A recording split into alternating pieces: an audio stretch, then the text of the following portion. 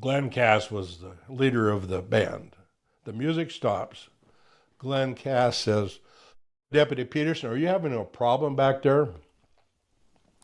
What's my point? My point is, the troublesome person disappeared quickly. But my point is, that's what law enforcement should look like. We're not the Gestapo. We're part of the community.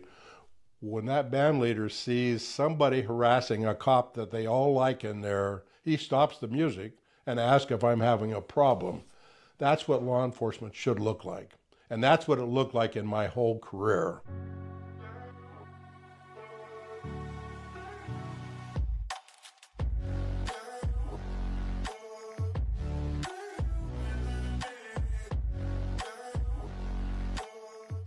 Okay, can you introduce yourself for me, please?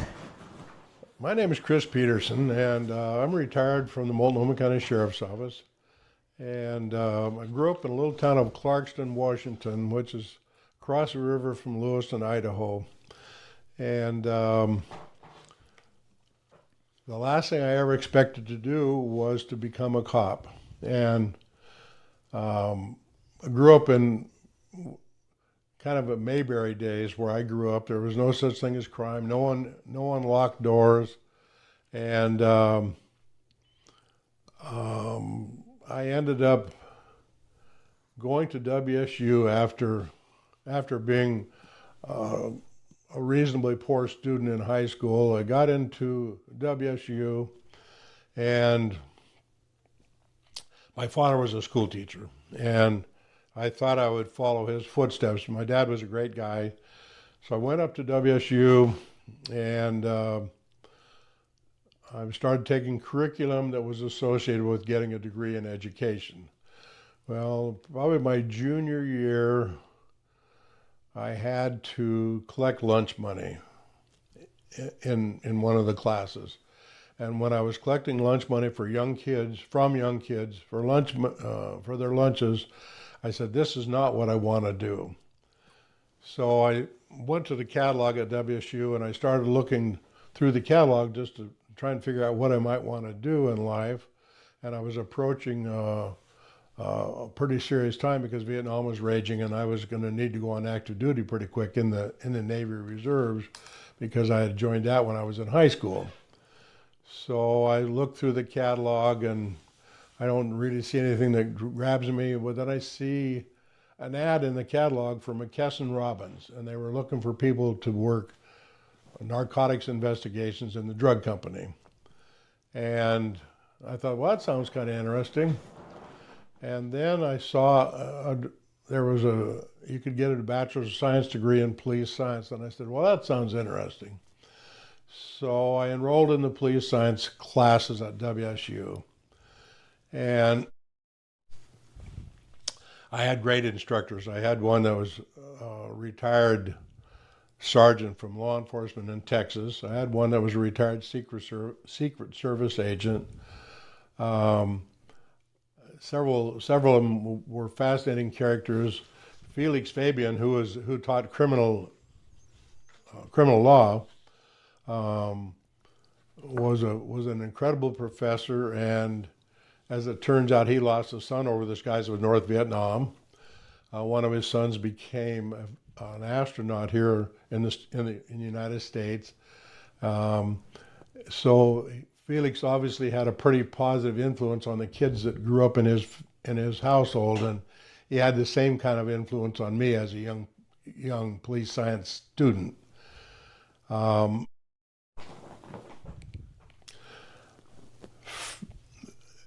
As I was getting near graduation with my degree in police science, a recruiter from the Air Force came to the campus, and there was a lot of unrest going on because of the Vietnam War, and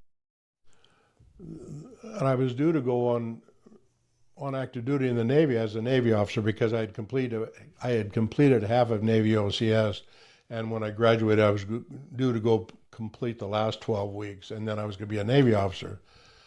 This recruiter, Air Force recruiter, comes to the campus, and we start talking about a military career, getting involved with the military beyond my Navy Reserve time, and he said he could get me into law enforcement in the Air Force, which I thought, well, that is really a good idea. So I decided I was going to join the Air Force. The Navy released me, said you better be on active duty by such and such a date because you're going to be going on active duty as an E4 in the Navy here real quick if you don't get signed up for the Air Force.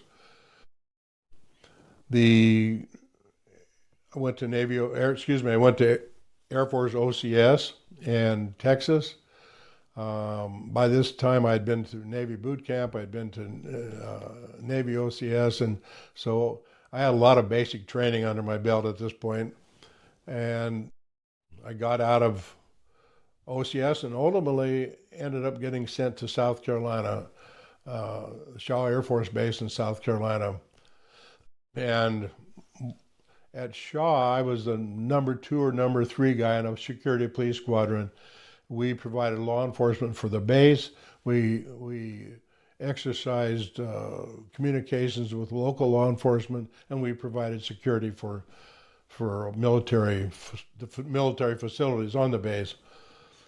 During that period of time, I got to know a lot of the police officers in Sumter County, South Carolina, and I got to know the chief of police well, and I got to know the sheriff, Bird Parnell. And as it turns out,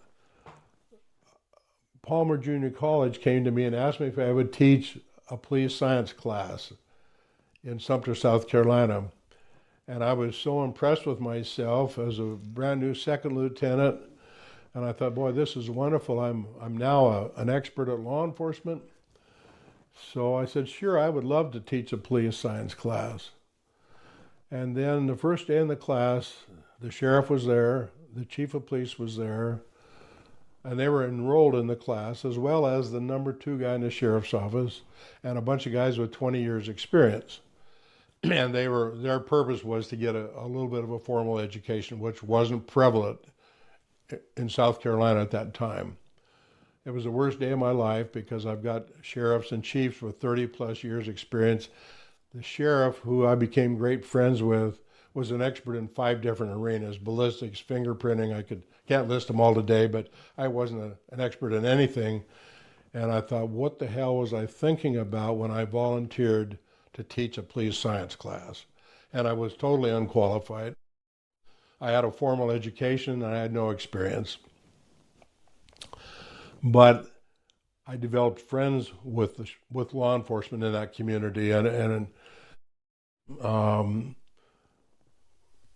I was sent from Shaw Air Force Base. A little bit of an interesting story there. One day while I was at Shaw, I was a first lieutenant, and I get a call to the officers club one night. There was two drunk majors in the officers club, and they were out of line, complete out of line. They were between the bar and the restaurant, and my staff sergeants were there, and they don't want to touch either one of these guys because these guys had been flying. They both had recently flown 50 missions over North Vietnam, and so they're pretty much golden in the military community. Being a very inexperienced first lieutenant, I couldn't talk sense into them, so I took them to jail, in my jail, which was a really bad mistake. And one of my neighbors was a full colonel in charge of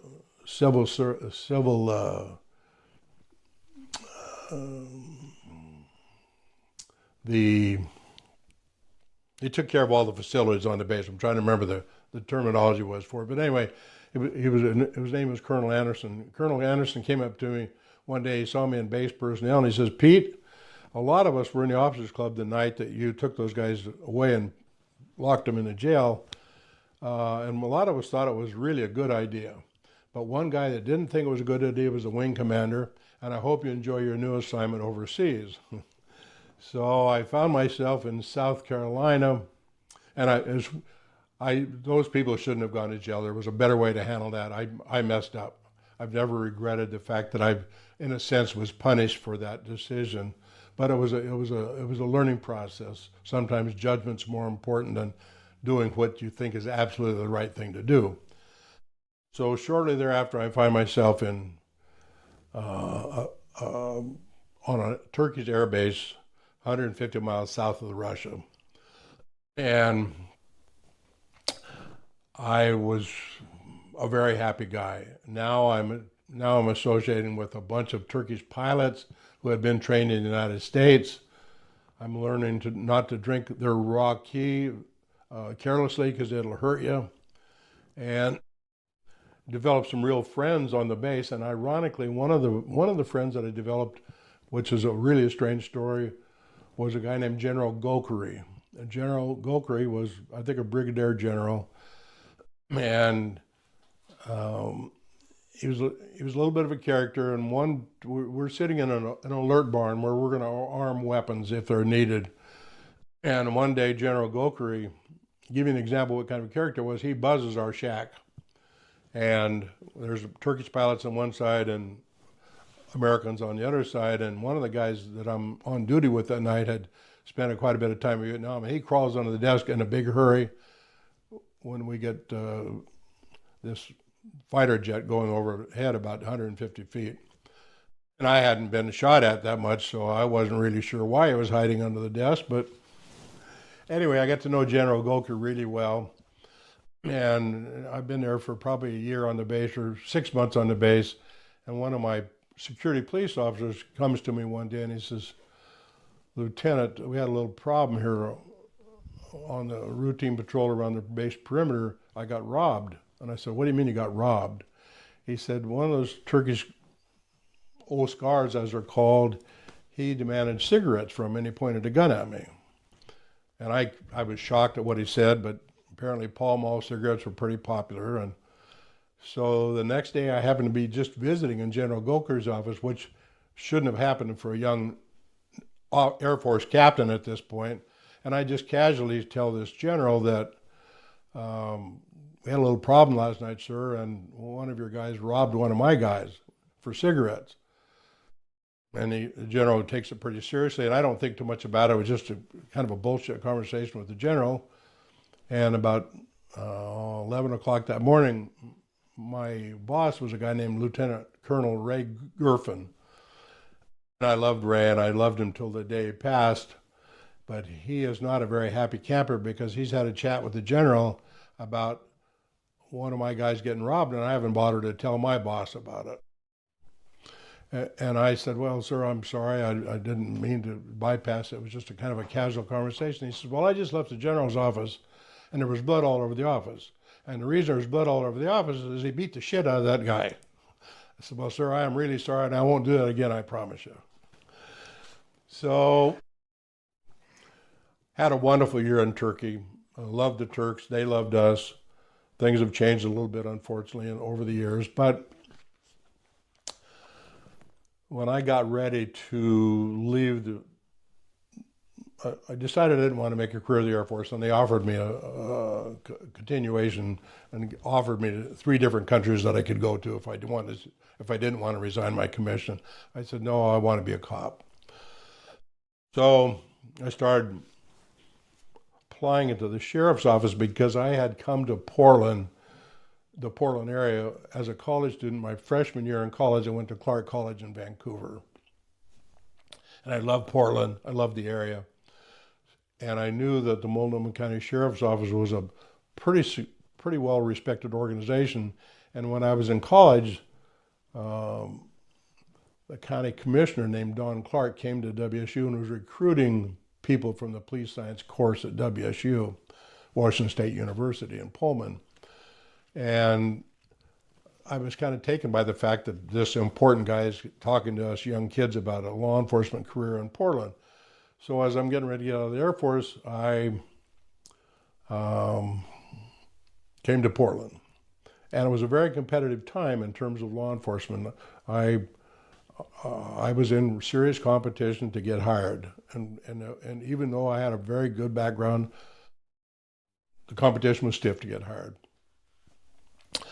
I got hired, and now I'm back to being something less than a second lieutenant. and which was a little bit of a transition for me because I had been somebody in terms of supervising, and I didn't do a lot of investigation in the Air Force, but I saw a lot of what goes on in law enforcement. So I get sent to the academy. The academy at that time was with the sheriff's office, the Multnomah County Sheriff's Office, and the Portland Police Bureau. And we went to the academy together, which turned out to be a wonderful blessing for me because now I knew a bunch of Portland police officers. And Portland is within the city of Multnomah County. The agency was 3 or 4 times bigger than the sheriff's office in terms of personnel, but when I got out of the academy, now I'm working in districts adjacent to the city of Portland, so I'm seeing familiar faces, which was wonderful. They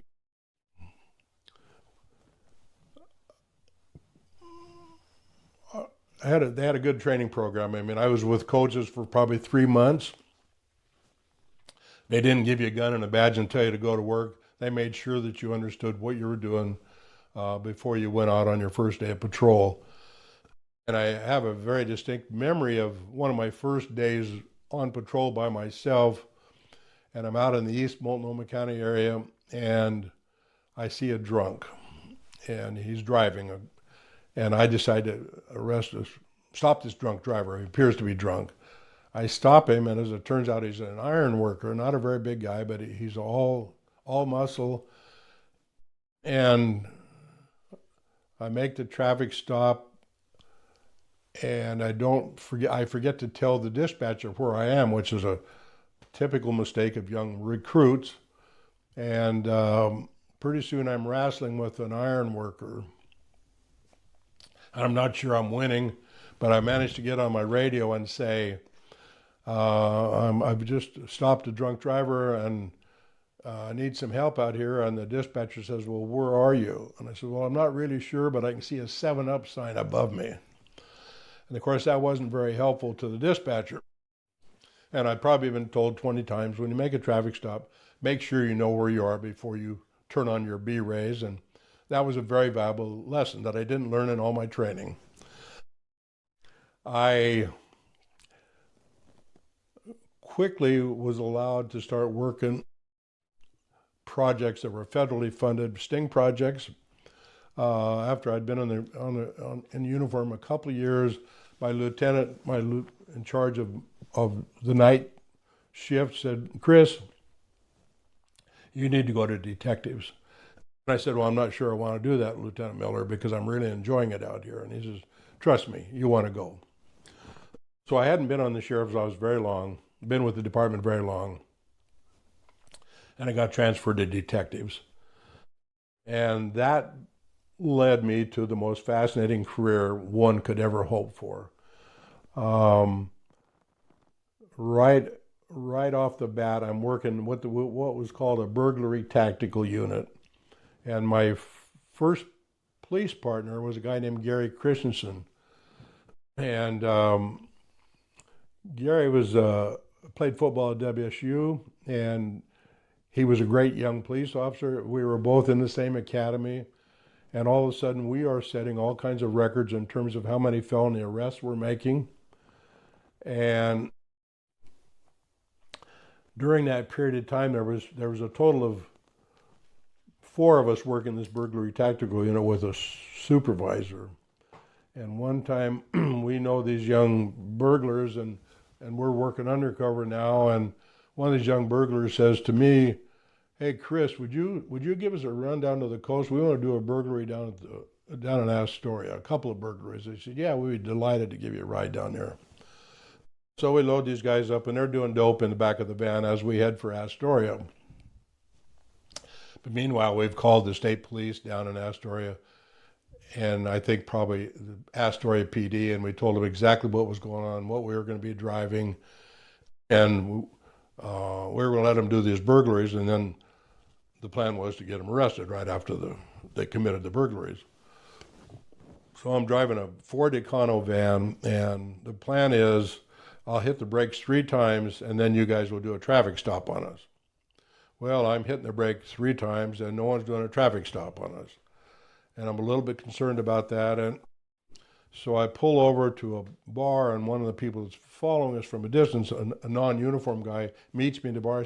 I said, why don't you guys pull us over? The plan is to pull us over when I pump the brakes 3 times. He said, your brake lights aren't working. I said, okay. So anyway, I get back in the car, take down the street a little ways in Astoria, and pump the brakes. I don't pump the brakes. He stops me. So we get out of the car, my partner and I, and we get out and we escape, and all the bad guys get arrested. And a couple of days later, the defense attorney is saying, you got a bad case, saying that to the law enforcement in Astoria. These guys were just hitchhiking. They don't know anything about that stolen stuff in the van. And the Oregon State detective, the Oregon State Police detective said, well, have you read the reports yet, sir? He said, no, I haven't. He says, you better hold that thought until you read the reports. But anyway, that was sort of my introduction into the undercover business. We had a lot of fascinating cases. One of the very interesting things we did was we opened up a tavern on 82nd Avenue in Portland, and it's now named the Sting Tavern. And we had employees tending bar in there. We bought and sold. I didn't work in the tavern, but we bought and sold all kinds of stolen property. Didn't sell stolen property, bought all kinds of stolen property, and bought all kinds of dope in that tavern. And then after we gave up the tavern, the county actually owned the building at the time. It became known as the Sting Tavern. But I got a really good look into the world of undercover work, and one of my very first undercover assignments was really strange in the sense that I got a call about a guy that had a stolen car for sale. I mean, someone got a hold of me and said, this guy's got a stolen car for sale. Why don't you go up there and talk to him? I said, okay, so I will. So I go knock on his door. Ironically, I'd been to that house 2 weeks earlier on a family beef wearing a green uniform and a badge. But he didn't recognize me. I hadn't shaved for a couple of weeks, and my hair had grown out a little bit. And so all of a sudden you're saying, this is really interesting. I'm arresting these people for selling me a stolen car that I just refereed a family beef 2 weeks earlier. But anyway, from there on, I would get it transferred back to work uniform occasionally, which was something I didn't like, but it was something management thought it was a good idea for everyone to get a look at what was going on at the sheriff's office. Meaning, if you were a police officer on the street, it was a nice idea for you to understand what the narcotics was all about, what the burglary thing was all about. So management continued that policy until I retired. Chris, I got a question about that, because you start on patrol, you go back to detectives, you go back to patrol. So that was kind of a normal thing where you would what was the typical shift? Would you do like 2 years on patrol and go to detective for 2 years? In retrospect, I probably spent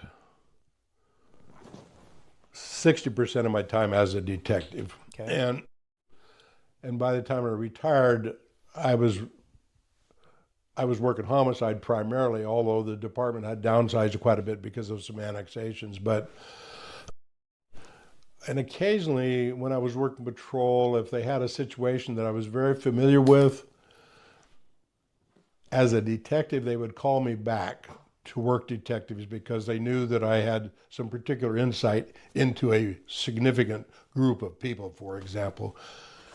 For me, it was a very frustrating policy because I felt like I had an awful lot to offer as a detective, and my detective abilities and my undercover abilities. But I've never been unhappy about it because I worked at a place that I was very happy with when it was all said and done. One of my early uniform partners was another officer named Jerry Hill, and Jerry played football at Portland State. So whenever things got really rough physically, I could just stand around and watch because I had had 2 college football players for partners. And so I didn't really have to get involved in too much physical activity because I had these guys for partners. But anyway, I had a captain come to me one time who was a highly respected guy in the department early in my career. And when I was one of my first detective assignments, this Jack Dow came to me and said, "Chris, we've never seen anything like what you and your partner have been doing." Early in my career, when I was working detectives, at 4 o'clock, there was a vacuum that happened because everyone ran out of the office at 4 o'clock, and papers would fly off the desk because everyone's dying to go home. My partner and I were totally different. We were so excited to be cops that we were happy to stay around and work late. One of the great stories along those lines goes something like this. We find out working undercover that some bad guys, some notorious bad guys from Portland, had a bunch of stolen money orders they wanted to get rid of. And so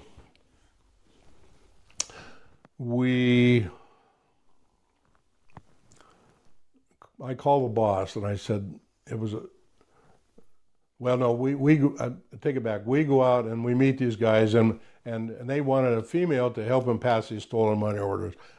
We didn't have many female officers at the time. This was probably 1975, maybe 74. So I got hold of my wife and said, "Hey, give us a hand." So she says, "Okay, what are we doing?" I said, "You're passing stolen money orders." She says, "I'm doing what?" So anyway, we introduced her to all these bad guys, and as we are putting this thing together, I've got a bunch of officers in the brush outside this residence where we're putting this thing together, and ultimately the typewriter breaks down as they're trying to fix these money orders to be peddled. Well, one of the guys that was working undercover with me was a guy named Tom Seipert. Tom Seipert had been a typewriter repairman in the Army. He was able to get the typewriter fixed so we could continue forging stolen money orders. Anyway, so I told my wife, Diana, I said, when I give you the signal, I just want you to walk quickly to the front door. And she was within just 7 or 8 feet of the front door. And fortunately, her legs didn't turn rubber until she got outside. And then during that period of time while we're transitioning from being dopers to cops, I'm putting people against the wall and guns are falling out of their waistbands. And Diana's out, semi-collapsed out there with all the cops running over as they're coming in. But that was the kind of interesting undercover things we did as young police officers. Okay, I don't want to blow past this. How does your wife, who doesn't have anything to do with law enforcement, I would think most wives would probably go, "Are you kidding me? I am not going to do that." How do you convince her, or is she just like, "Yeah, this is fun. I'm in"? Well, I'll give you a little background. When she met me in a bar, and I was working undercover, and I looked like hell. And the picture of me at that particular moment, it was a mugshot that was taken so we could have pictures of us with mugshots. And I wrote a book called It Was Interesting. That's on the front of that book, my mugshot picture, and I had an afro. My wife, I meet her in the bar, and we get acquainted, dance, have a couple of drinks. She goes home, and I said, "Let's have lunch tomorrow." She said, "Okay." So I pick her up at work the next day, and we're going to go to lunch. And she tells all our coworkers, "I'm going to go to lunch with this guy. He says he's a cop. If I'm not home, if I'm not back at the office in an hour, call the cops and tell them I'm missing." So she wasn't sure if I was really who I said I was or not.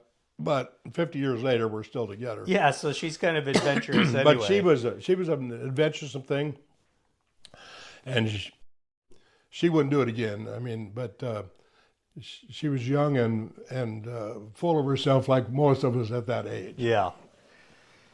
Chris, I want to go back. Is it fair to say, so again, you hit on this, and I want to tell the audience this. So Chris wrote a book.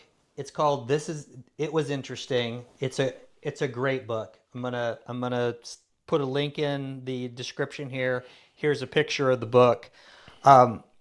Is it fair to say, though, when you were talking about how you wanted to go into law enforcement and it was a college, do you think that started before? Do you think that started because of Leo when you were growing up? He was the chief of police?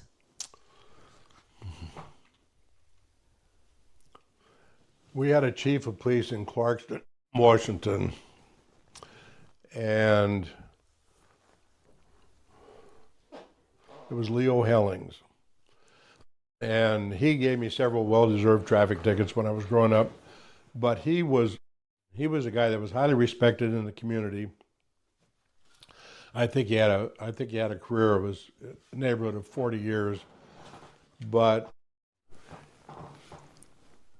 the stories were that I learned a bit later about Leo Hellings was if he had some guy that was broke and down on his luck, Leo would sometimes let him sleep in the jail. It was a kind of a Barney Fife environment in that respect. And Leo would buy him lunch or dinner. And that was what I saw in the form of law enforcement as a kid. It wasn't, I mean, I would get tickets. My dad would chew my ass about getting tickets. And I had enough tickets that it could have impacted my ability to buy insurance as a young guy. But yes, Leo Hellings and a WSP officer named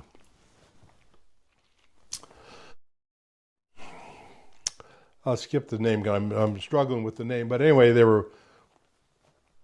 would bust up our beer parties, but they would always treat us with respect. And so, in answer to your question, as a young kid, my experience with law enforcement was very positive. Right. And of course, I didn't do anything very bad, but it was a very positive experience. And so, yes. Matter of fact, my father was buried in a cemetery in Clarkston, Washington. And every time I'm in Clarkston, I go visit my father. And one time I'm wandering around the cemetery and I see Leo Hellings' headstone up the hill from my father. And I tell my friend Danny Plunkett, I saw Leo Hellings' headstone over there. And Danny was one of the kids I grew up with. He had met Leo several times as we were growing up. Danny said, yeah, Leo Hellings I know where his headstone is. And he says, my dad just downhill from Leo a little bit. And Leo's still looking over my father because Leo used to take my father home on a regular basis. So yes, and Leo Hellings had a positive impact on my thoughts, but I never thought I was going to be a cop.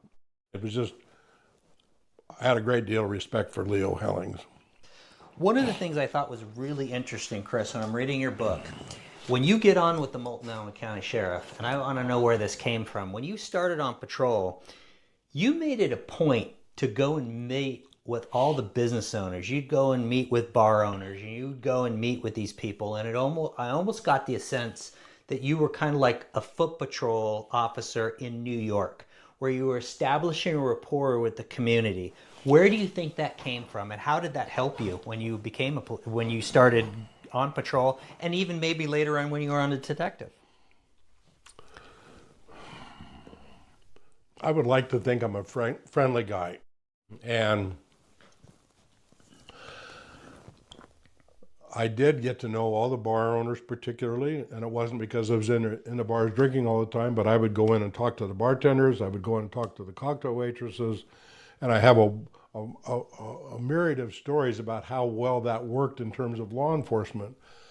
And Why I was that way, I don't know, because I knew guys who I cared a lot about, but they would never get out of their police car unless they were on a call.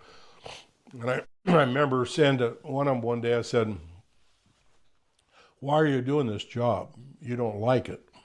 He says, "I don't know where else I can make this kind of money." And I thought that's really sad, because there was a bar at 112th and Southeast Powell. I knew the father who owned it. I knew the son who subsequently inherited the business. And I was in that bar all the time. One afternoon I was in there and I see a guy that's intoxicated. He's had too much to drink. And his name happened to be John. I said, "John, if you let me finish my coffee, I'll give you a ride home." He said, "Hey, I would really appreciate that." He's a construction worker. He's enjoying himself after work, but he's had too much to drink and I don't want him driving. So I give him a ride home. 2 weeks later, I'm in there and John says, "Can I talk to you for a second?" I said, "Sure." He says, "There were some guys in there a little while ago. They had a bunch of silver dollars and silver certificates they were spending in the bar. And when they went out to get in their car, the car wouldn't start. So they came in and asked me if I'd help them get the car started." I said, "Sure." I said, "I'll help you jump the car, whatever." John goes out. They can't get the car started. These guys take a bunch of papers out of the car. They throw it in a little ditch near this bar. When I go back in the bar that afternoon, John says, "Can I talk to you for a minute?" I said, "Sure, John, what's up?" He tells me this story. He says, he says, "I told him and I gave him a ride home because I couldn't get the car started. And he says, they threw a bunch of paper in the ditch over there. You might want to take a look at it, because I think they were spending a bunch of stolen money in here." I go look at all this paperwork. I find an address. I go to the nearby address. An Asian woman who didn't speak much English said she'd just been burglarized. Another time in the same bar, because I knew everybody in the bar, I'm in there 7 o'clock at night, flirting with one of the cocktail waitresses, or the bartender who's tending bar, someone I knew well. And a guy standing, I'm in uniform, a guy standing next to me starts harassing me. And I want to drink a cup of coffee. It's mid-shift for me. I don't want any problems. I said, "Listen, I'm just here to have a cup of coffee. Please don't bother me." He continues on. He doesn't touch me, but he continues on looking for trouble. I said, I don't want to tell you too many more times, leave me alone. Big dance floor, 100 people dancing. Glenn Cass was the leader of the band. The music stops. Glenn Cass says, "Deputy Peterson, are you having a problem back there?" What's my point? My point is, the troublesome person disappeared quickly. But my point is, that's what law enforcement should look like. We're not the Gestapo. We're part of the community.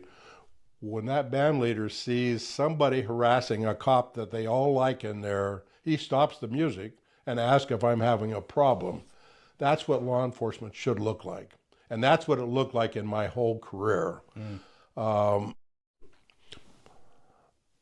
One of my best friends was a guy named Ray Lukage. He owned one of the hottest night spots in Portland. He and I became hunting and fishing partners and great friends. Whenever I went into his bar, it was like I'm a VIP, which I wasn't trying to be a VIP, but I was a popular guy in there. If I had a drink in there, I had my own little corner bar stool where I could sit and have a drink. It was kind of my bar stool. Not because I was getting a bunch of free booze, but because people liked me. And that was true throughout, particularly Southeast Portland, where I worked uniform a good share of my career. But where do you think that came from, Chris? Was it your dad? Was it how you grew up? Where do you think that attitude came? Why do you think you did that and other officers didn't do it? Remarkably, I think it was because all of a sudden I loved this job that I had, and I realized that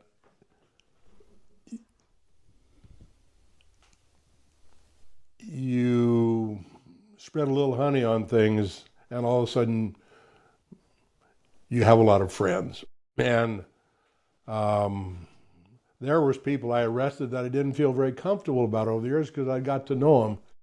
There was a hamburger place. I don't have an answer for that, but I was fortunate. I was blessed with bullshit ability, maybe. I was in a hamburger place one night, and a great big Sicilian guy says, he knew me. We used to shoot the breeze. And I would sit in these places. I was not what a supervisor liked to see, because I would go into one of these hamburger shops or coffee shops and sit there for half an hour, 45 minutes.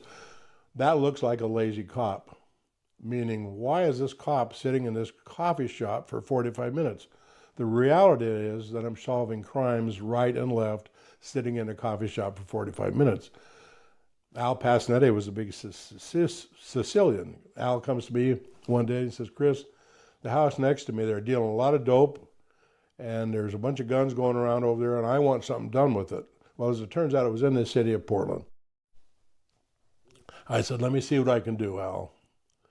Ultimately, search warrants were done and a bunch of guns were seized and that sort of thing. But if Al hadn't have known me, I'm not sure that would have ever happened. So one day a supervisor calls me and he realizes that I've been in a bar and I've been there for 20, 30 minutes. And he calls to meet me. Well, someone had called. I'm in there drinking a Diet Pepsi.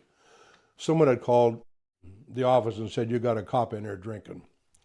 And the supervisor did the right thing, which was call for a meet and stand right in front of me and wants to smell my breath. He doesn't tell me that, but I can tell that he's doing a breath test. I said, listen, if you want to know if I've been drinking, ask me, but I'm not that stupid.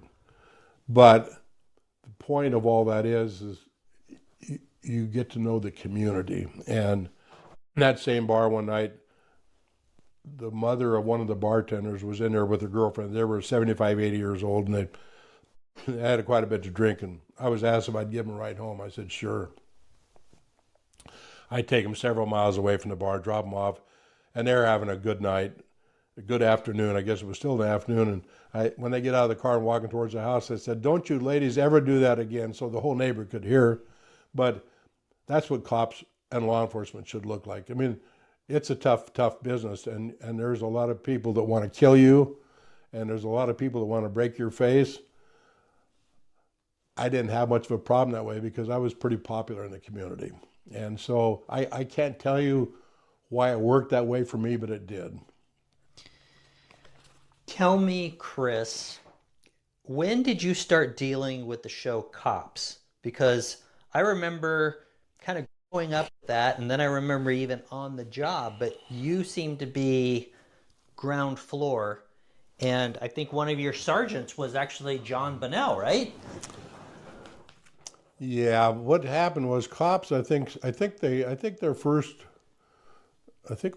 segment was down in New Orleans, and we were probably the second or third stop for the Cops crew. Barbara Langley was the production company on that. I guess I got chosen simply because everyone knew I was a worker, and if cops rode with me, they were probably going to see a lot of activity. And not because I was aggressively charging around out there, but just it all came to me, sort of by osmosis because of the people I got to know and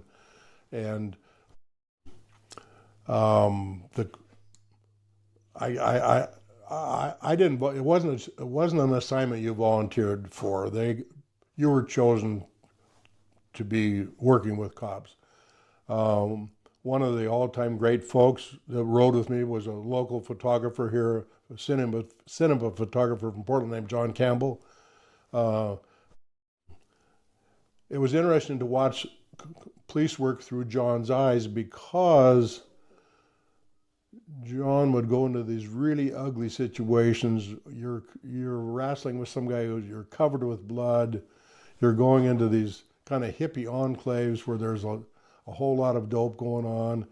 And John was such a decent human being, and he would go into those environments with you, and you could see John going, "Oh my God, this is the civilization we live in." And one day I'm driving down the road with John, and there was a sound guy in the back seat, and John says, pull the car over, Chris. I said, what the hell? What did I miss? John sees a very interesting photograph. He sees a very interesting sign, which is a garish motel neon sign with a beautiful sunset in the background. And he took a picture, and it was one of my favorite photos in life, because here we are in the middle of, I hate to call it a ghetto, but I'll just call it a very tough neighborhood. And this guy was able to see beauty in terms of a sunset and a very garish looking hotel sign. So Cops was very interesting for me in the sense that you got to see, at this point I've got 7 or 8 years on the job, you get to see how the public reacts to the things that now I'm used to on a daily basis. And John, who's a very decent, loving human being, is all of a sudden seeing all this bloodshed and mayhem that I've grown accustomed to. And now you realize that the whole country doesn't get to see what I get to see on a daily basis. And it was fascinating. And I can't tell you why I got chosen, but they got to see a lot of interesting video with me, a lot of interesting scenes. And ironically, some of the uglier, bloodier scenes never made it past the cutting floor, which was fine. But it was a fascinating time just to see what the entertainment industry was able to do with cop work. Well, I think it's so interesting because I didn't even really think about it till you're explaining it the way you are. And we talked about this before we started recording, which is Cops was one of those shows I think is giving an insight and showing the public what police officers do on a day-to-day basis. And I don't think the general public has any idea what cops do. No, I think you're right, and particularly the vividness of it. And we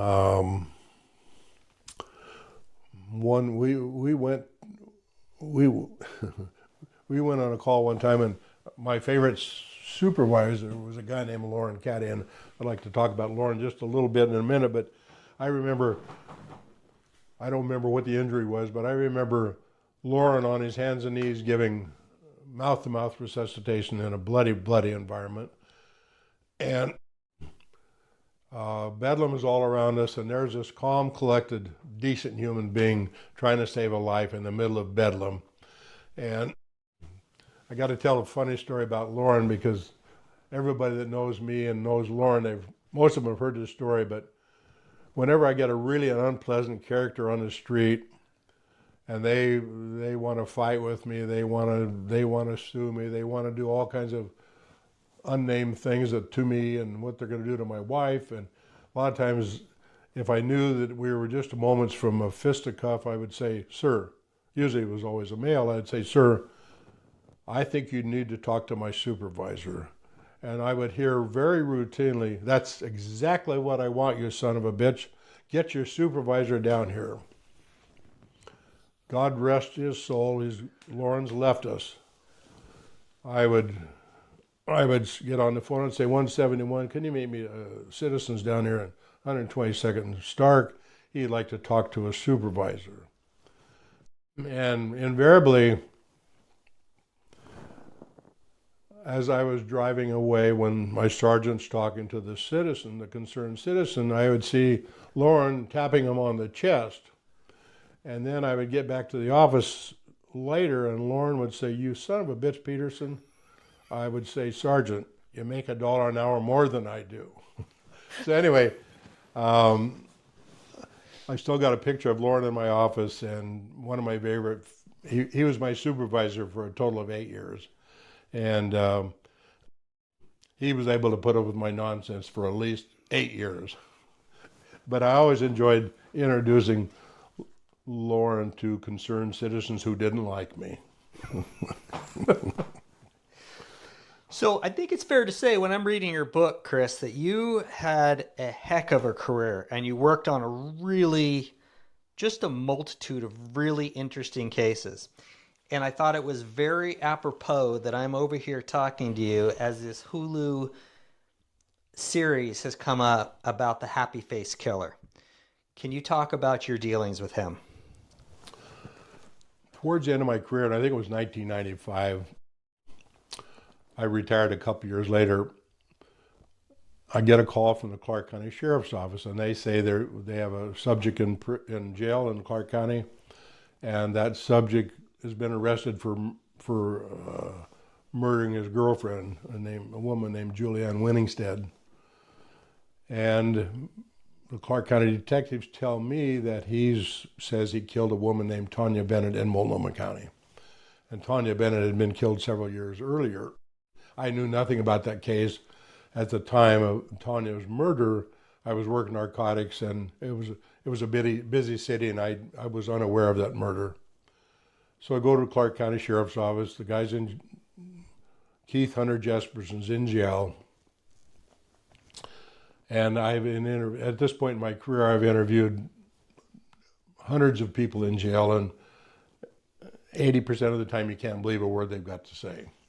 And particularly if they want to be informants, because they're trying to cut a deal to get out of jail. But this guy wasn't particularly, he knew he wasn't getting out of jail because he was in jail for a murder that he hadn't been convicted on yet, but he knew he was going to get convicted. And he starts telling me he's killed a woman named Tanya Bennett, and he understands we got 2 people in prison. I didn't know anything about the case. And then he ultimately, as we talk, he ultimately implies that he's killed another 7 or 8 people. I go back to the district attorney's office. I find out who investigated that homicide. It was the Oregon State Police and the Multnomah County Sheriff's Office that investigated Tanya Bennett's death. I go back to the office, learn all that. I contact the number 2 guy in the district attorney's office, a guy named John Bradley, who was a super ethical, decent human being. I said, John, there's a possibility we got the wrong people in prison on this case. John ultimately calls the 2 prosecutors who prosecuted that case, and they come into the office, and not in my presence, but they come in and they tell John, we got the right people in prison. And I tell John, and now I've got the elected DA involved in this discussion at some point. And I say, I don't know if he killed Tanya Bennett or not, but I think we need to find out. So my partner Jim McNally, myself, and a deputy DA named Jim McIntyre, we start working on this, trying to determine if there's a possibility that Keith Jesperson had killed Tanya Bennett. We worked on it for 2 months, and I prepared a 15-page report for the district attorney's office saying, I don't think we have enough to charge him with murder, in spite of the fact that I believed he probably did it. But there was one last thing I said we need to do. We need to take him out of jail, and we need to go out to the crime scene, see if he can pinpoint the crime scene. The crime scene was the Columbia River Gorge, which is very rugged basalt cliffs and fir trees and waterfalls, and a lot of it looks very much the same. It's a windy highway out there, and there's not many distinctive spots. It very similar looking territory. We take him out there. He says, well, I think it was this little ravine here, but I'm not sure. We look, and pretty soon he said, it might be back up the road a little ways. And we go back up the road, and he says, yeah, I think this is it. Well, he did pick the right spot. But we had also had the woman who got convicted who had gone to that spot and said, this is where the body was dumped of Tanya Bennett. And can you give a little bit of background? Because I think that's really fascinating how you get to 2 people sitting in jail and then... Yeah, we'll get back to that in just a second. But okay. So I'm baffled because I still don't have enough to charge this guy. So I said, well, let me ask you, and by this time, Keith Jesperson thinks I'm a wonderful guy, and he has told me that he wants to go on a tour where he and I can teach people how not to get murdered. And I didn't really think that was a good idea, so we never really carried that out. But I said, after this murder, did you take anything away from this scene? He said, yeah, I went down to the Sandy River. It was about 1.5 miles from where we were standing, 2 miles. He said, I threw her billfold and some other items that belonged to Tanya Bennett. So we take him down there. I said, where'd you throw those items taken from Tanya? Because he didn't want to get caught with anything that might belong to her. He said, right here, and he points to about 1.5 acres of blackberries that are 12 feet high. So my partner, Jim McNally, and I talk about this, and what are we going to do? I mean, we got a 1/4 of an acre or 1/2 an acre of blackberries. And this crime was several years old at this point. Ultimately, we get the Explorer Scouts out. They go out day one, and they denude the blackberries. They don't find anything. And I thought, well, it's not there. Jim says, my partner said, let's send him out one more time. We got to buy a bunch more pop, and we got to buy a bunch more donuts for these Explorer Scouts. They're out there looking the last time they're going to look, and we find Tanya Bennett's Oregon identification card in perfect condition. It was a laminated card produced by the state of Oregon. There's her photograph. There's, I think, as I recall, there was a unique pen that wrote in different colors. And so now we know that we're talking to the killer because we had previously discussed with the people that went to prison about possible finding any evidence that would be helpful, and we came up with nothing. We take Keith Hunter Jesperson for a ride, and he points us to where her billfold, I think it was, thrown, and there's her driver's license. At this point, I've written a 15-page report headed for the district attorney saying, I don't think we have enough to convict anybody on this case. Anybody new. That changed it all, and Keith Hunter Jesperson pled guilty shortly thereafter, and ultimately admitted to several more murders in Florida and in California, Oregon, and one of the really interesting ones. He was a truck driver, long haul truck driver, and so he met a lot of probably unsavory women in truck stops, and he picked one of them up and had sex with her, and now he decided he didn't like her anymore. So he ends up driving into Wyoming out of California. And being the fact that he was a truck driver, he had a pretty unique memory of mileposts, which truck drivers, that's their world, involves milepost numbers. He said, I dumped her body in milepost such and such on highway such and such. So I get a hold of the Wyoming, probably the state police. I said, go to milepost such and such and see if you can find a dead body out there. It was out in the middle of nowhere.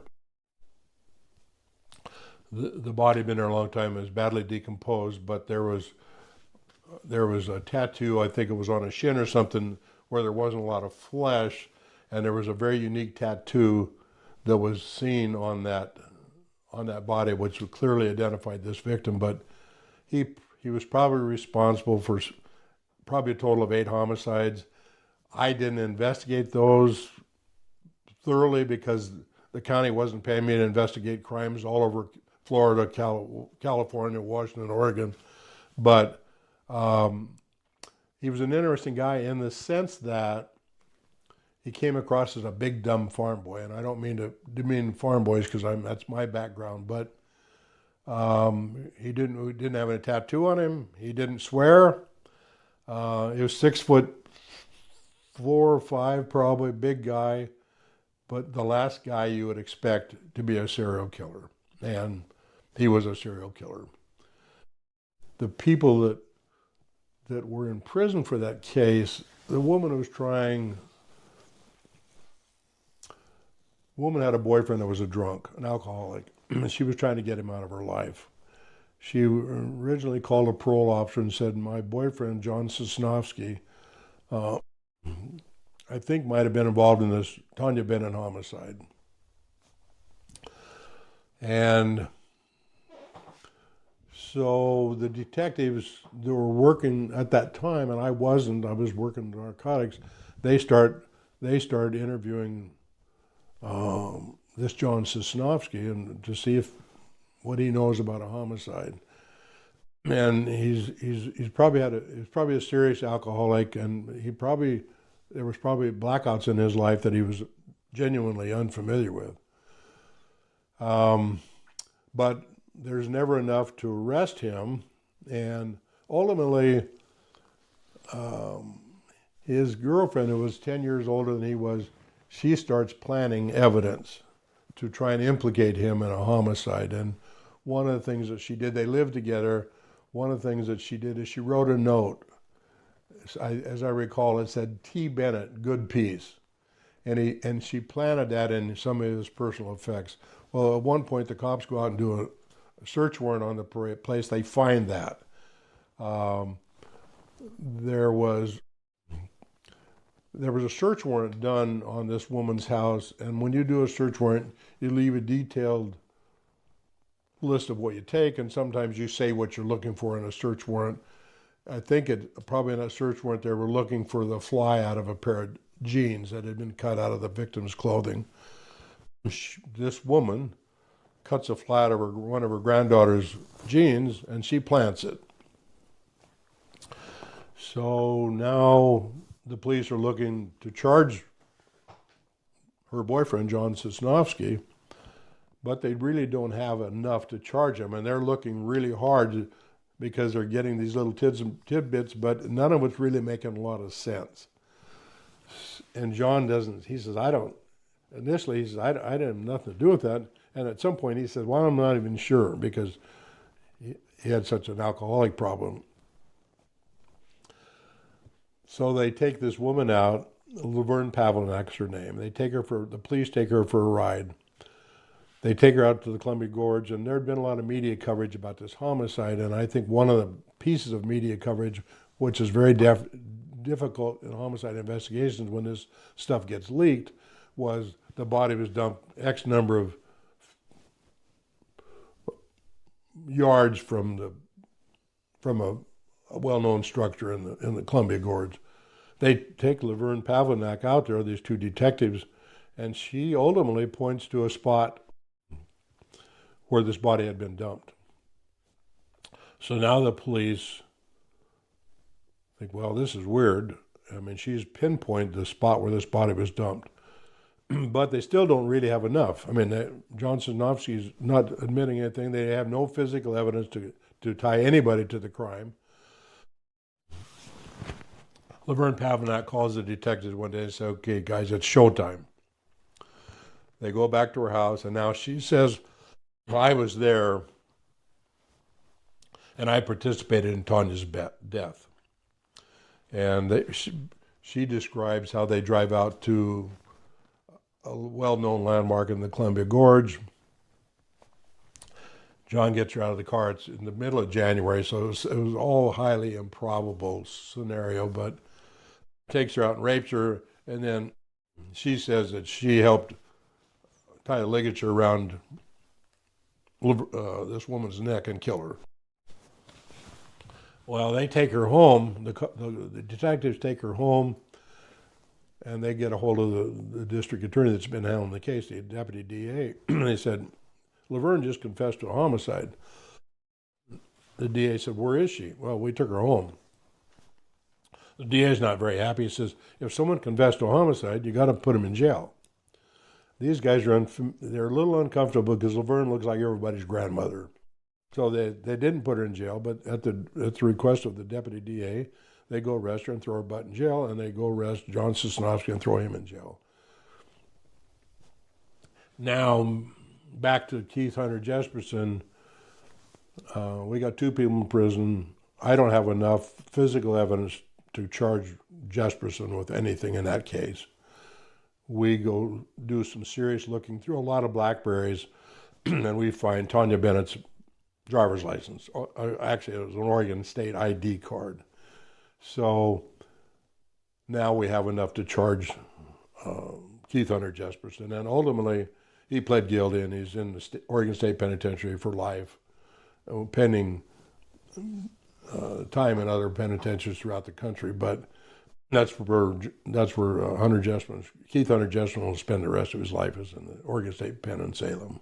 Why did Keith come forward in the first place? He didn't come forward intentionally because he got arrested for killing his girlfriend.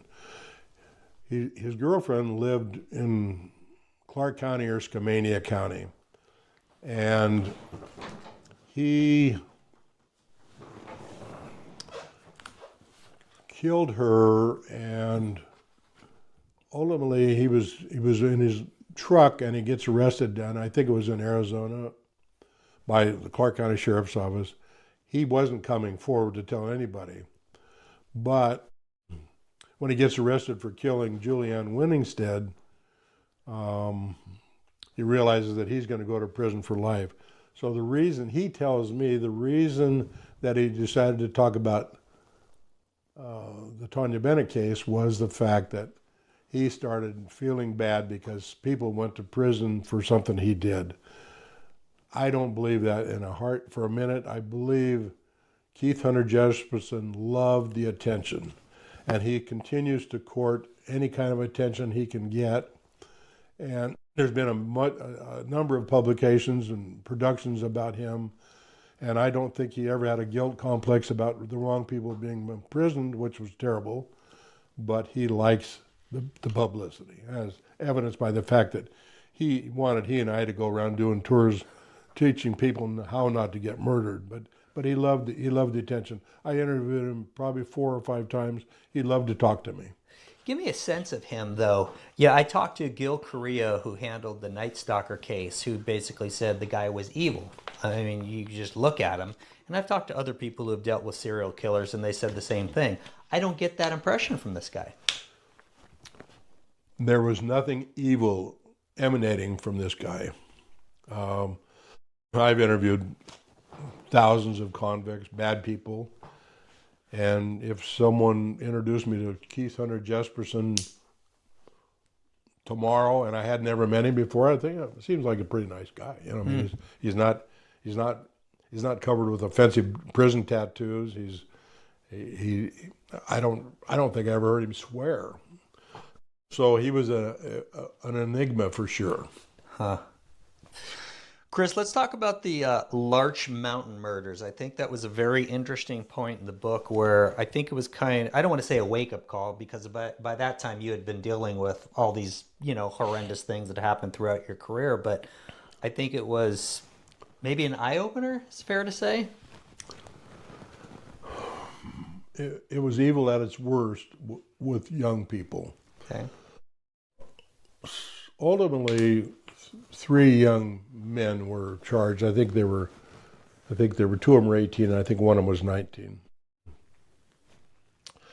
We get a call one night as detectives, and the call is up on Larch Mountain, which is a mountain just east of downtown Portland by 15 miles. And we used to get a lot of calls about dumped bodies up there because it was a remote area. If you're going to commit a murder in Portland, it's a remote area to take bodies and dump them, as opposed to a city street in Portland. So we used to get a lot of homicides that didn't really belong to us. But in this particular case, there's an unofficial target facility up there. It became a target facility just because people started using it.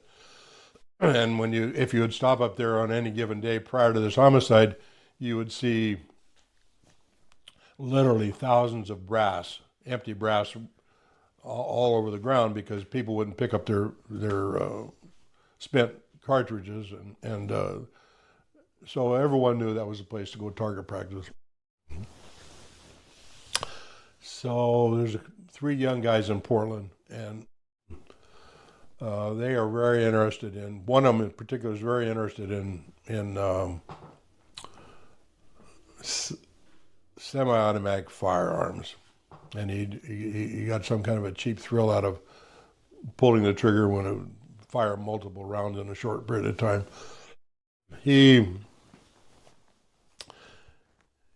Trying to remember the game, they were playing Dungeons and Dragons. But these 3 or 4 people were playing Dungeons and Dragons, which is not a game I'm familiar with. But I guess it brings out a lot of bad activities, I guess. I don't know. Anyway, these guys have been playing Dungeons and Dragons, and one thing leads to another. This one kid says, I think it'd be fun to just go kill somebody.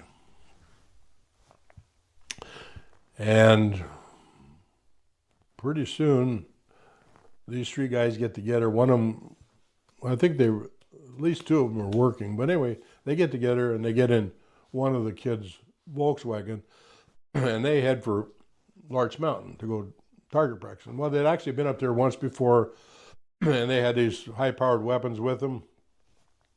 And they said there was a bunch of Mexicans up there shooting a bunch of high-powered weapons, and they had thought about killing them just for the hell of it, but they thought maybe they were outgunned, so they didn't do it. Now, fast forward a couple weeks later, they're taking a trip up to Larch Mountain. They've got a bunch of serious firearms in the car, not them illegal. They're semi-automatic, and anyway. As they're driving up there, one of the kids is in the back seat, and the 2 in the front seat are talking about it might be fun to kill somebody. And the kid in the back seat, he's not too sure that he really wants to be there, but he's on the way to Larch Mountain. So the guy that seemed to be the ringleader of this group is a guy named David Gregory. And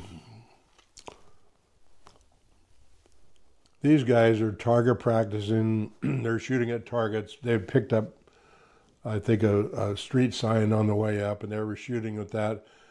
And here comes a 50-year-old and a 35-year-old approximately. And they're exchanging pleasantries with these 2 older guys. And one of them, they start exchanging, I think, some spent cartridges. I think it was 223 cartridges, I think. But anyway, happy couple of older guys up there target practicing, no hostility. 2 of the suspects, they walk away from the scene for a minute, and there's been conversation about this is going to be the day to kill somebody. And all of a sudden, they hear rapid gunfire, and David Gregory has shot these 2 people that had just arrived. As it turns out, all 3 of these, I'm going to call them kids, all 3 of these kids take turns shooting after the fact. And one of them, I said, "Why did you shoot? These guys are already down." And he said, "I just took aim because I thought the guy was still trying to crawl, and I felt sorry for him, so I shot him in the head." And it was the most unprovoked thing I ever saw in my police career. There was the local media ultimately described it as the thrill kill. As I recall, that was what the Oregonian started referring to this crime as the thrill kill. And that's exactly what it was. We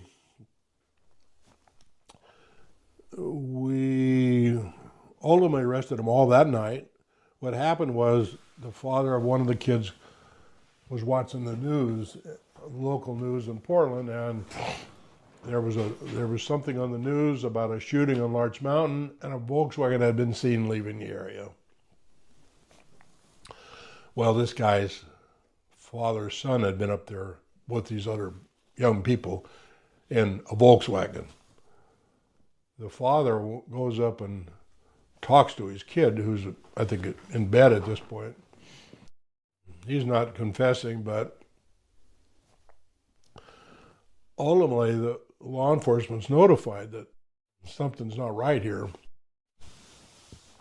And so I along with a couple other detectives, go to that house, and we talk to this kid. We recover the guns that had been taken up there.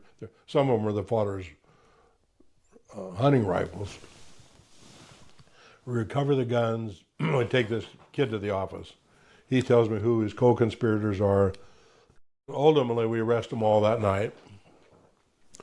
And the first two, the younger ones, the two 18-year-olds, they tell me reasonably soon their involvement in this homicide. David Gregory, he gets arrested at 4 or 5 in the morning by some officers at my request. And we bring him to the office, and we talk to him for hours. Finally, I say to him, "You're tuckering me out, buddy." And I've been up for, at this point, 24 hours, and I'm tired. I tell a couple of other detectives, "Why don't you talk to Mr. Gregory and see if he has any change of heart?" All this gets recorded, and ultimately, David Gregory says something like, "Well, I might have shot somebody, you know." But he would never really confess fully.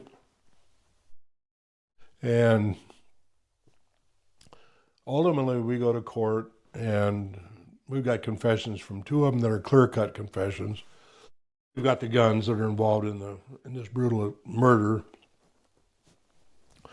And after a several-day trial, all of them got convicted and sent to the state penitentiary. But it was the most brutal, unprovoked attack I've ever been familiar with in all my many years in the business. I was in the office after the episode where my wife was involved in trying to pass forged money orders. I was in the office on a Saturday night writing reports. And there was a lot of reports to be written, and we needed to get them ready for the DA's office on Monday morning. The phone rings, and it's the jail. The jail said, "Detective Peterson, there's somebody down here at the jail that wants to talk to a detective." I said, "What does he want to talk about?" He said, "We got no idea." So we got a big overtime thing going on with the management. I call a captain at home, and I said, "Hey, there's somebody in the jail that wants to talk to a detective. Now it's 11 o'clock on Saturday night. It's all overtime." He said, "What do you want to talk about?" I said, "I have no idea, but I'm not going unless you want to pay me. We'll make it quick." So I go to the jail. I find out what this guy's in jail for. He's in jail for breaking into a vacant house. I said, "Well, that's a really whoop-de-doo deal. I mean, it's going to be a misdemeanor if it gets to that level." So this was one of the most productive things that I ever did in my career, because I go talk to this guy. He's a farm boy from Utah. And I said, "I understand you want to talk to me." And he said, "Yeah, I did." And I knew he was in there for breaking into a vacant house. I can't imagine what he really wants to talk about. I said, "Well, what is it you want to talk about?" He says, "Well, I knew I was going to get caught.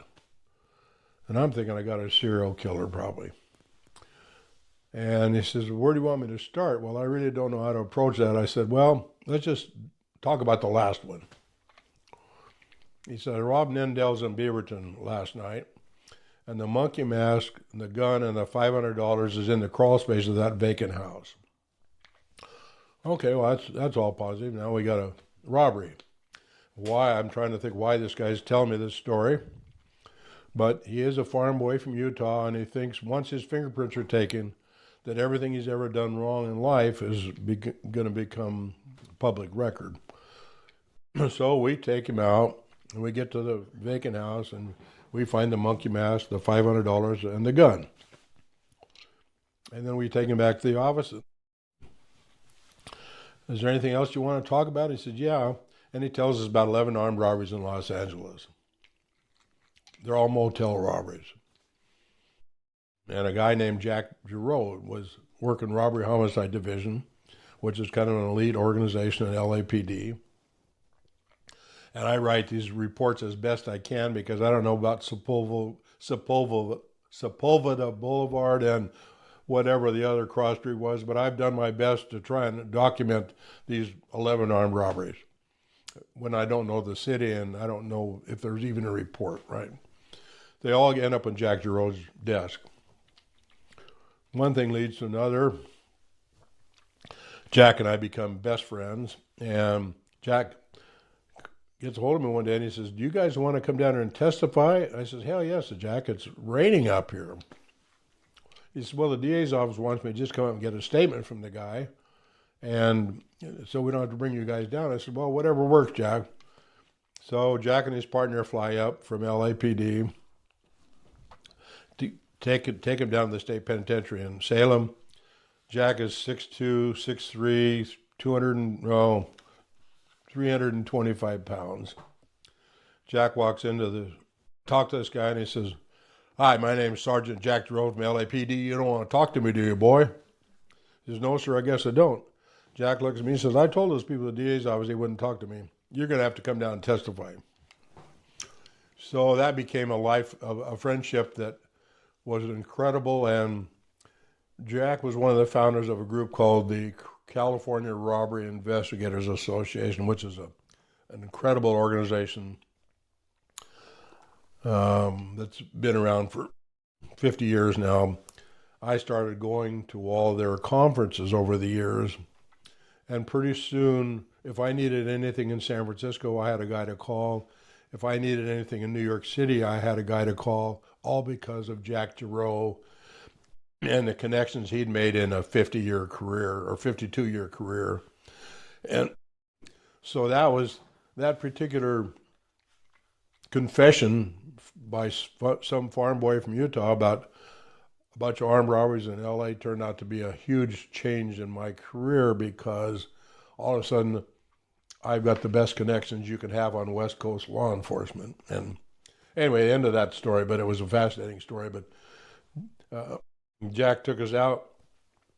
His wife was driving the night before I was going to testify in the preliminary hearing. At that time, preliminary hearings in Oregon were 15 minutes. Well, we spent a lot of time out drinking and being shown around Los Angeles, and now I'm on the witness stand at 10 o'clock the next morning. I'm expecting a 50-minute process, and it's a 5-hour process. It's not a good experience when you got a hangover. Thank you, Jack. But it definitely shows relationships that you make within law enforcement, how they can help you no matter where you are. One time I was working narcotics towards the end of my career, and there was some white guys that worked for Boeing up in Seattle. And the Mexican narco traficantes decided we needed to get white people to start muling some of this dope up the freeway, because we're getting picked off all the time by the cops looking at Mexicans transporting drugs north. So we get some information about a couple of white guys that are working at Boeing, and they're muling a couple of kilos north from LA. We do a traffic stop on them in Wilsonville. We find the 2 kilos secreted in someplace in the car. That day, we probably made this traffic stop at 1 o'clock in the afternoon. I was able to call Los Angeles Police Department on a Sunday. And at 4 o'clock that afternoon, they were doing a search warrant in LA and found a bunch of drugs and guns. That was what connections are all about. Yeah. All right, Chris, we're gonna transition here a little bit. I found one of the things so fascinating about your book was that you had this long career with Multnomah County, basically from 71 to 97, and then you decided to become a private investigator. And there were some really fascinating parts of the book about cases that you worked as a private investigator. 2 cases in particular that I want to chat with you about, and maybe you can tell the audience about it. Tell me about the hopefully I'm pronouncing it right, the Marin murders. Lewis County is 50 miles north of Clark County, central part of the western side of the state. In 1985, Minnie and Ed Marin were murdered. What happened was they lived on Highway 12, which runs towards Yakima off of I-5. Lived out they had a tree farm, among other things. And at Christmas time, I think December 19th, 85, as I recall, the family went over to see him, I think it was the 19th of December, because they were going to have Christmas activities. They were a beloved family couple, cherished couple in this community. It was loggers, and a lot of commercial fishermen lived in Lewis County who fished in Alaska. Anyway, family goes over there, and where's mom and dad? And we can't find mom and dad. Law enforcement gets notified, and they don't know where Ed and Minnie are. And a couple days later, over west of I-5 in that general area in Lewis County, someone comes across two victims who have been shotgunned to death on a logging road. Law enforcement gets involved, of course, and ultimately Ed and Minnie Marin are identified as the victims. So the Lewis County Sheriff's Office investigated, did the very best they could. Ultimately, the son of Ed and Minnie was a guy named Dennis Hadler. Dennis got frustrated, and apparently at his mom's funeral, he put his hand on the mom's casket and said, "I'll never forget." He never did. He became a highly respected guy in Lewis County. Became a county commissioner.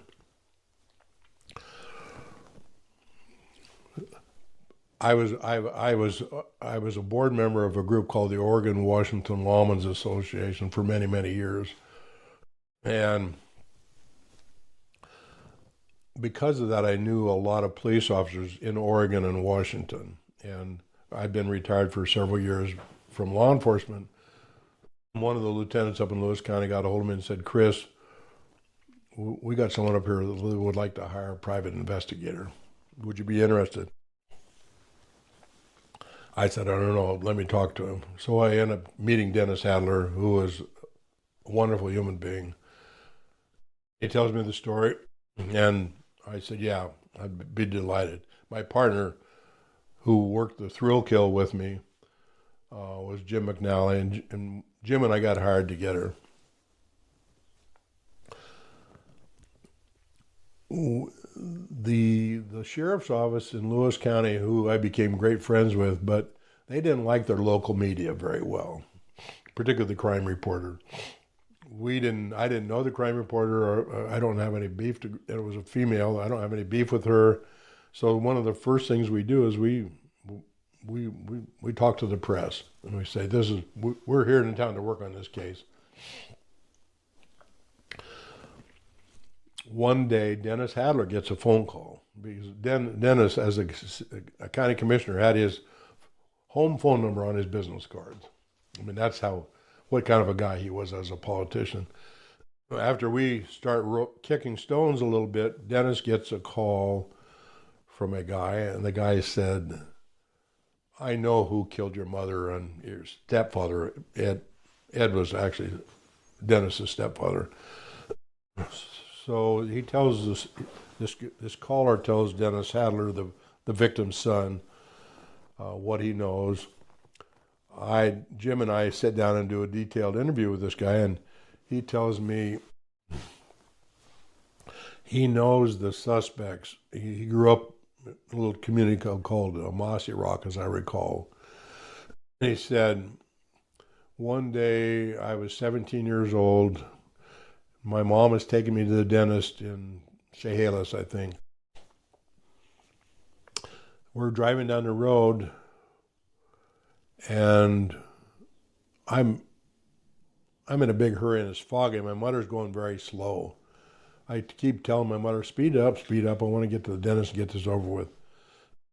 Well, she doesn't speed up because it's too foggy. Pretty soon a car passes this kid and his mother. This kid looks over, and he sees two people he knows as Ricky and John. I think we'll just call them the Rife brothers. He sees the Rife brothers in the car, one of them in particular that he recognizes, with an older couple that he doesn't recognize. Well, as it turns out, what he witnessed is a kidnapping that had just happened, and now the Marins are being taken for a ride, and they're alive. They go to a bank in Jailhouse or Centralia. Mr. Rife Ed Marin goes into the bank and said, I'm going to buy a new car. I need to get 10,000 cash, or I don't know exactly what the figure was, but I need to get some money to buy this new car. Meanwhile, grandma, mom, wife is in the car with two killers. But of course, Ed has been told, if you do anything silly, we're going to kill your wife. Ed doesn't do anything that I think is silly, and he gets $10,000 or whatever the figure was. I don't recall specific, but it was in that range. And they drive him away from the bank, and they're dead within probably 45 minutes. Ultimately, we find, and they go buy a bunch of cocaine up in White Pass. I mean, they get $100 bills out of the bank. Ultimately, we determine that who they bought dope from, and so on and so forth. But at this point, I need to say I didn't solve this case. The DA's office, the district attorney, did not think that we had enough to charge these people. Ultimately, Bruce and I go to Alaska, and I'm involved. I don't arrest anybody because I'm not a cop at this point. We go to Alaska with detectives and Alaska's troopers, and we get Ricky Rife arrested. Bruce, Kimsey and I, we interview him a lot, and he's not saying anything. So ultimately, he's brought back to Lewis County, but meanwhile, Bruce had gone and done a lot of things that should have been done to begin with in a better way, and he had reconnected with all the potential victims in this case, people who had seen a guy walking across a parking lot with what appeared to be a long gun and wrapped up in something. Ultimately, Bruce redid the police investigation in terms of getting eyewitnesses identified with throwdowns. And all thanks to Bruce Kimsey, ultimately Ricky Rife was convicted, and wasn't what I did, although I certainly got the ball rolling. And his brother, we were going to arrest his brother as well when we went to Alaska, and his brother had died just a short time before we got there. But a little bit of irony in this particular story. When we're in Alaska, we are having breakfast. There's a DA with us, a trooper from Alaska, a couple of detectives from Lewis County, and we're kibitzing with the waitress.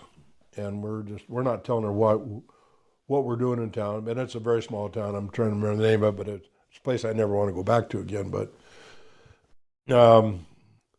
we're just having fun with her. We're kidding her and carrying on, but we're quietly talking about our case. Well, as it turns out, she was living with Rife, and she was his longtime girlfriend, I guess. And had we not used, had we been a little bit verbal, he would have escaped from us. But shortly after, an hour or two after that, we were out the house where she lived, arresting him for murder.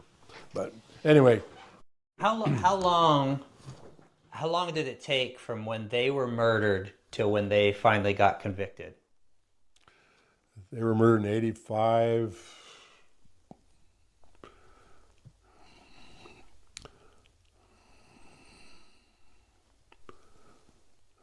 30 years, Yeah, 30. approximately. So what I find really interesting about the case, Chris, is you know it's been investigated. You guys come on as private investigators, and you mentioned Bruce Kimsey. Who is Bruce? Bruce is actually law enforcement at this time.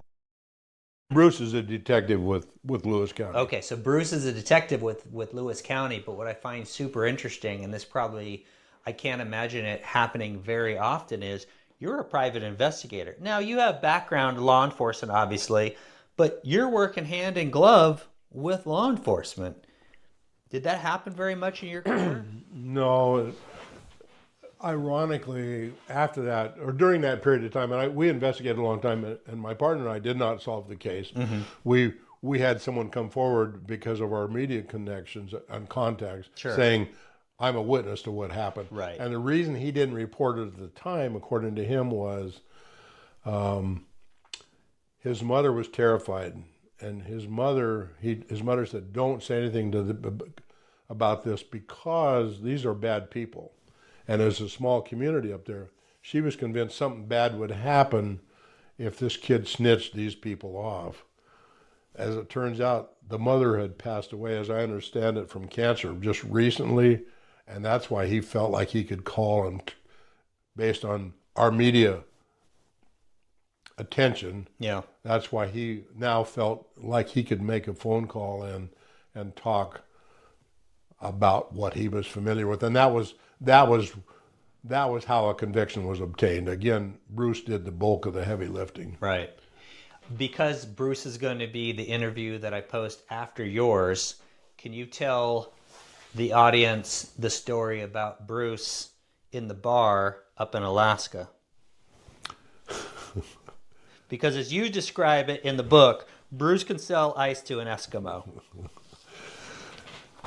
As those of us who can see me, I'm not a little guy, and I was a lot bigger as a cop. We go to Alaska a couple of times, and we were interviewing. I know, interesting little side story. We fly to Alaska twice. First time was just to interview a bunch of people associated. There was another murder up there that we think these Rifes were involved in, but it wasn't our case, and most of the evidence had been destroyed because it was an old case. But anyway, on the way up there, Alaska Airlines loses my baggage, and I've got a pair of hospital scrubs. Light blue hospital scrubs is the only pair of pants I got. Now I'm interviewing commercial fishermen, loggers, and I'm in my hospital pants. Anyway,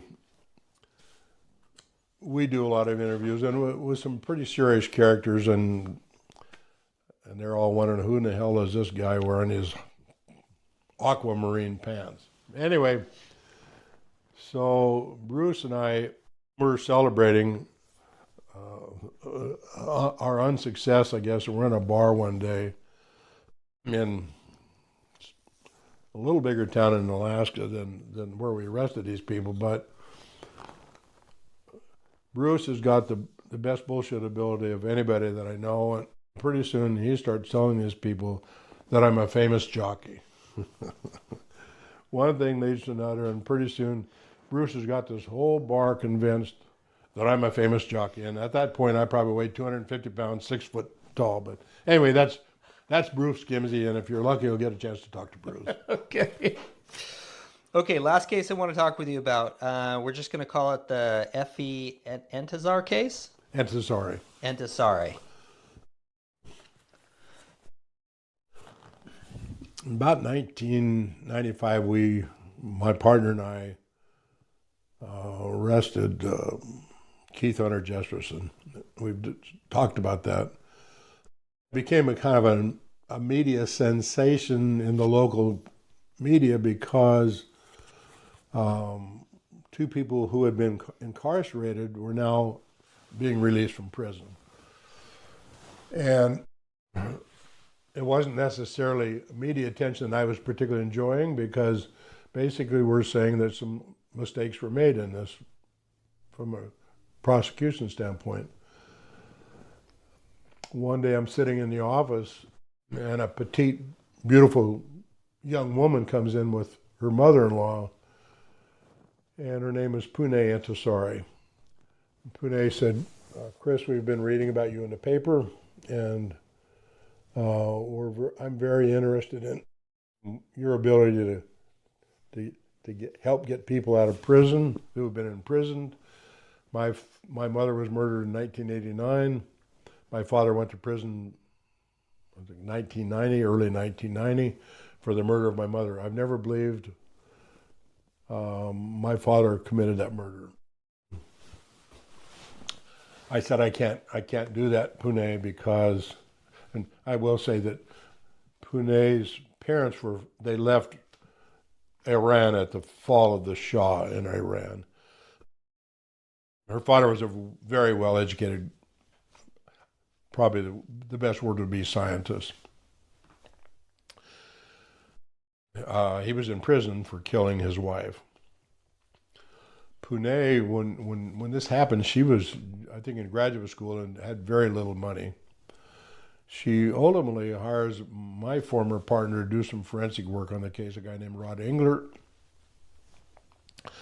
When I retired, she says, okay, I want you to go to work for me. I want you to work on this case. I worked on the case for 25 years.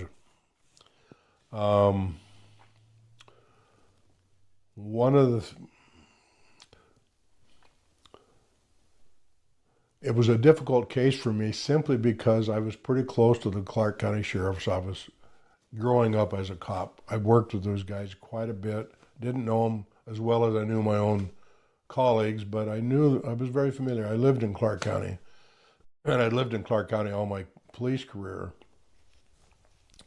Now I'm taking on a case where, if I'm correct, or if Pune and all his experts are correct, someone made a mistake in this conviction.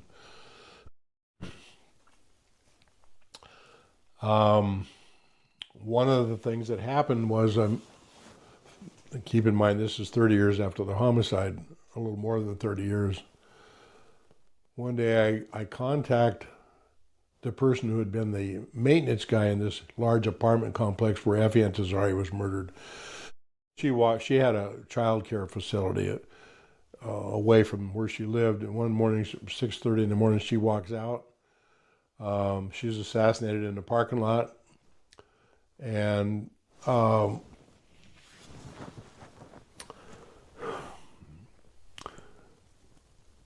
shortly thereafter, keep in mind this is 35 years later, I find a maintenance guy that worked in that apartment at the time. Said, what can you tell me about your experience during that murder?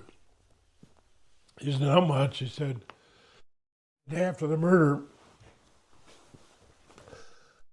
I was walking in the parking lot, and the management company that he worked for had said, we don't want this place not to be proper, taken care of. When you see a cigarette butt in the parking lot, you pick it up. So that was the kind of mindset that this guy has when he's out walking around the parking lot beginning his maintenance day. Probably 75 yards from where the murder happened, which was Effie's apartment, as she got ready to get into her car, the guy sees a mushroom slug. And he was apparently was very familiar with firearms. He saw this mushroom slug, and he immediately calls 911. And meanwhile, there's no police around. The investigation's over with on the scene. Calls 911. Somebody is sent out to this apartment complex. Somebody who I don't know who it was. The slug is turned over to somebody after he called 911 dispatch.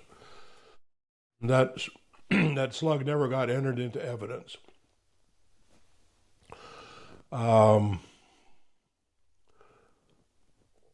That was really troubling to me because having been to a fair number of crime scenes, why that slug never got into evidence, still baffling to me. There was several other situations that bothered me a lot in this case, and one of them was Mike Entisari, who went to prison for murder. He had scheduled an appointment the day of Effie's death with a heart doctor at Providence Hospital in Portland.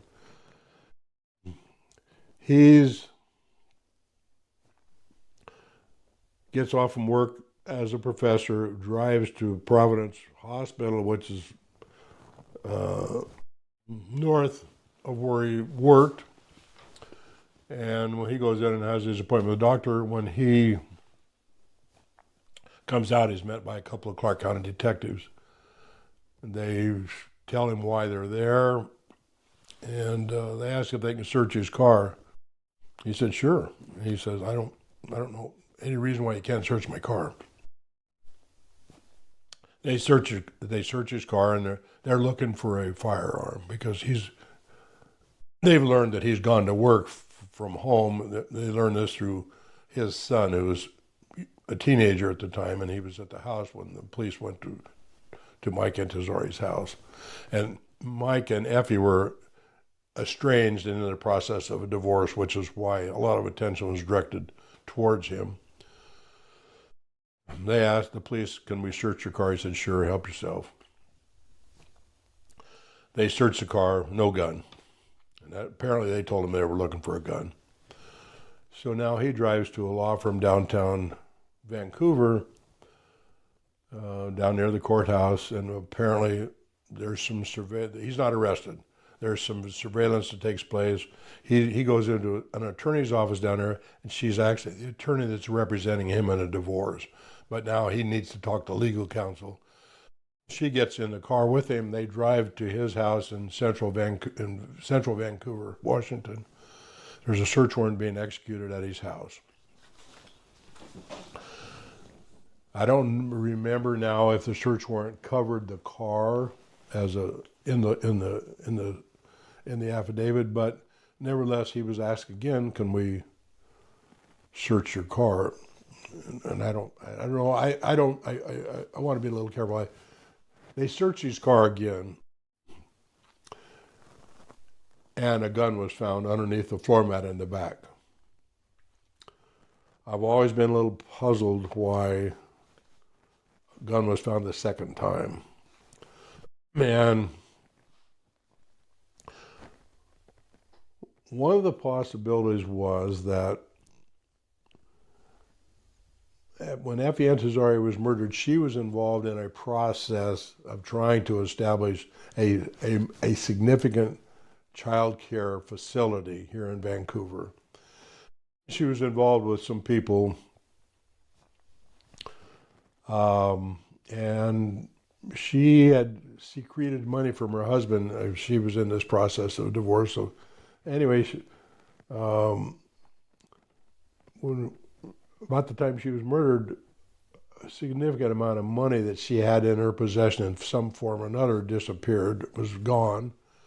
And that day, people that were familiar with the Entisari family were coming out of that law office where Mike Entisari went to see his divorce attorney.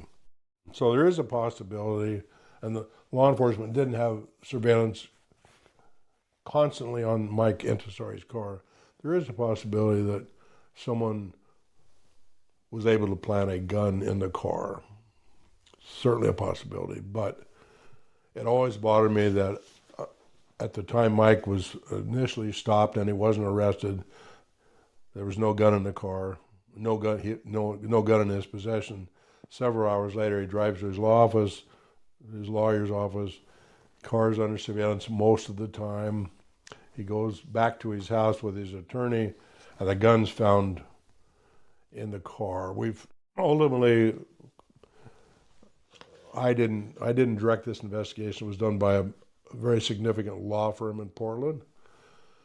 Ultimately, they got, I would say, world-class ballistics experts that do not believe that the slug that was in evidence in this homicide case it came out of Mike Antazori's gun, and Mike had bought a .38, and ultimately that gun was found in his car, and one of the, I will say he's a world-class ballistics guy, said that the slug that was in evidence did not come from that gun. But anyway, ultimately, we worked tirelessly for a long time. Certainly, I was paid for everything that I did. It wasn't a volunteer position. The DA's office did not want to prosecute for whatever reason. They said, we'll see. They knew there was going to be a civil case filed, and there was a civil case filed, and 6 weeks ago, the man that we suspect was involved in this homicide, it was determined that he was responsible civilly for this homicide. And the one thing that I didn't mention was the fact that the most significant thing that came out of our investigation was the fact that Rod Englert, my former partner, found male DNA on the victim's clothing, and that male DNA belonged to a guy named Victor Pell, and he was the person that subsequently was found responsible in a civil case for this murder. So we had DNA, and he did a sworn deposition before the civil trial. He said he had never met F Fe Azar. If you have never met a woman, and she was wearing a new sweater, and we were able to show through sales receipts that sweater had been in her possession for a very short period of time. And a man named Victor Pell's DNA was found on the sweater. So a jury in a civil case thought he was responsible, and we recently, there was a large civil judgment assessed. But so that's basically the story. And Pune was not close to her father, but she felt like it was a wrongful conviction, and a jury in Clark County recently believes that it was a wrongful conviction. Any chance of that guy criminally being charged?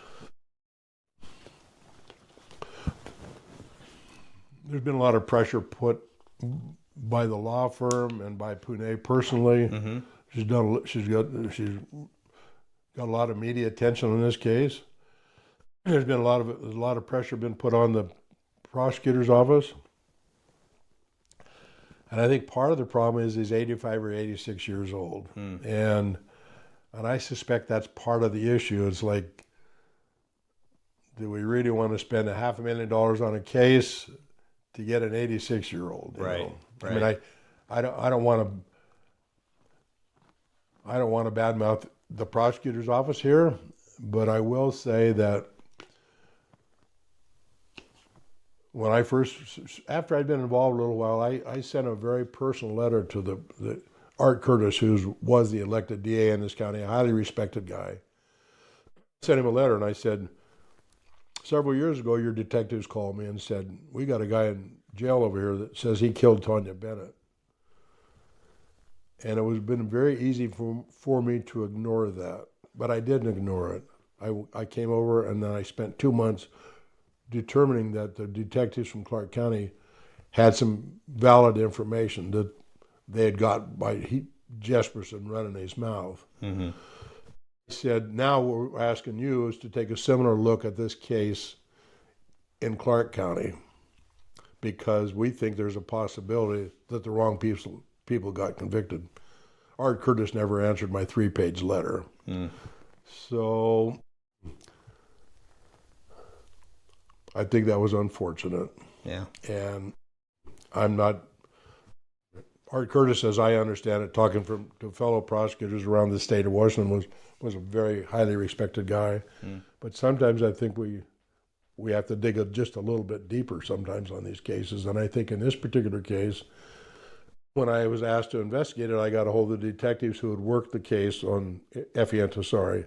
I said, I would like to come and review your murder book. There was no appeals going on. There was nothing going on. The case was over.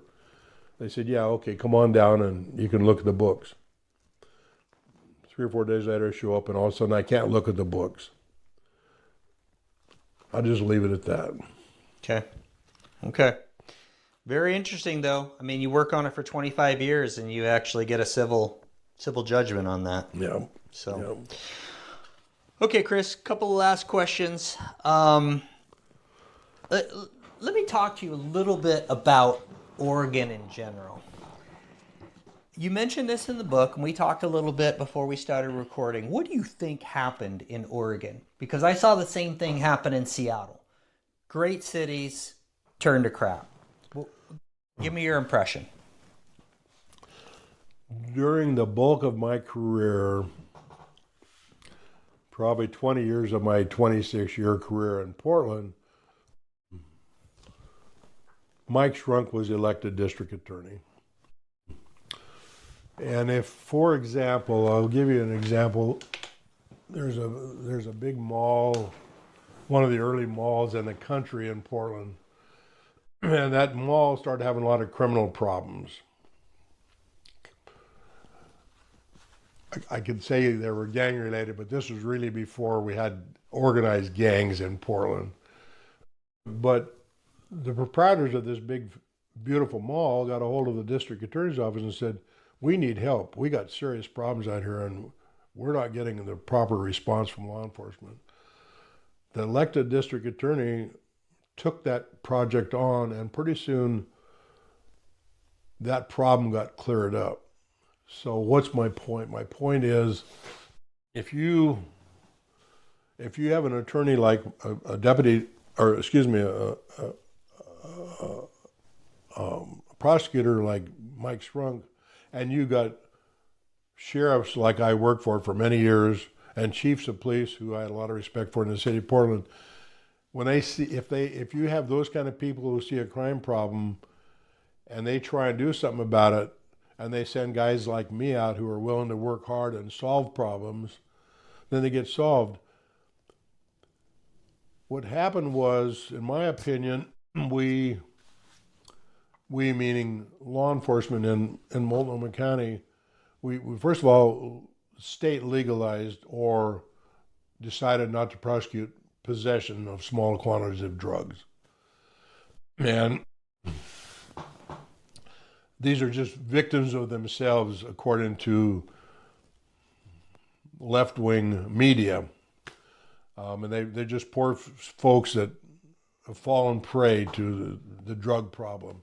There's a certain element of truth to that, but all of a sudden we quit going after these small quantities of drugs. We got more important things to do. Well, in about 1985, 86, about that time, the black folks were primarily controlling the heroin business. Cocaine was sort of an upper crust group that was involved. Marijuana grows were done by business people that had a lot of money to do these significant marijuana grows. And all of a sudden the Mexicans discovered that tar heroin started flooding the city of Portland. And during my time, when I would arrest one of these cartel people, and that's who they are, they're cartel people, I would arrest one of them, and I would call my friend Eddie Fisher, who worked for immigration. I'd say, Eddie, I just threw a guy in jail. We busted him for this, that, or something else. It was always narcotics. and would you come down and put a hold on him? Because if our case falls apart for some reason, you guys need to get your hands on this guy. That was huge in terms of the cartel people, and these are all lower end cartel people. I'm not implying that this is the top of the crime scene in terms of narcotics, but that was a very effective tool in terms, because the Mexicans had just discovered a huge part of the drug trade in the United States, particularly the West Coast at that time. And so we were being pretty effective. At that time, I was working for a guy named John Bonnell, who became a well-known narcotics supervisor. And we were arresting multiple Mexicans every week, and they were all related to the cartels. And we were having an impact. I mean, in all fairness, I would say that we might take a kilo of cocaine off the street and the price didn't fluctuate. I mean, it's not like we stopped the cartels from importing cocaine or heroin, but we were having an effect. Now, all of a sudden, the legislatures decide that the cops are overreacting to this stuff. These are people who've got a simple narcotics problem. We need to put them in rehabilitation. We need to take care of these people. We're taking care of them today, and they're covered the city of Portland with tents. And obviously there's some few folks out there that got serious mental health issues that may be unrelated to narcotics, but we have lost control of narcotics activity in Portland. And I used to go to Portland, my wife and I used to go to Portland after I retired. We would go to Portland once a month and eat in a wonderful restaurant, take friends over and eat in a wonderful restaurant. It was something different, as opposed to going here in Vancouver. Pretty soon I started seeing this street population of addicted people all over the streets. And I said, we're not going to Portland anymore. I haven't gone to Portland and had a meal in 20 years, 15 years, because they've lost control of the city. They had a DA for years, 8 years, that did not want to spank anybody. They've got a new DA in Multnomah County, and he is now charging people that are using fentanyl on public transportation. That was ignored for years. Yeah. And I think there's hope. I think there's hope. Unfortunately, the law enforcement budget in Portland is still being over. Recently, there was legislative action with the city council. They cut the budget for the Portland Police Bureau and gave a bunch of money to the parks, to the point where Portland does not have adequate staff. If you do not have adequate staff, then you are in a world of trouble. Yeah. And the city council in Portland just this last week decided to give a whole bunch of money to the parks that should have gone to the police department. And of course, the question will be 6 months from now, who in the hell wants to go to a city park in Portland? Right. Because it'll be dangerous. Right. That's my analysis. Okay. Chris, how did law enforcement affect your family? Very little negative effect on me and my family. My wife was an emergency room nurse. She grew up with all my friends as police friends. She was close to all my friends. She saw all the same things I saw, except she saw them in a hospital where there was a lot of crime nearby. So how did it affect me and my family? Yeah, there's probably some psychological issues that I don't recognize in myself. But all I can say, when I look back 50 years, 52, 53 years, I had a phenomenal career at the sheriff's office, and then afterwards, I will say that the private investigative career didn't have the same adrenaline that the first 26 years did. But it didn't have a real negative impact on me and my family. You know, okay. My son is a psychiatric nurse practitioner today. He grew up watching me and my friends. He used to go on ride-alongs with me. I don't think it had a negative impact. And frankly, I lived in Vancouver So my son didn't have to be the son of a cop because I wasn't a cop over here. But I think the negative impacts were very minimal. How about this? Can you look back on your career? How did law enforcement affect the way that you see people?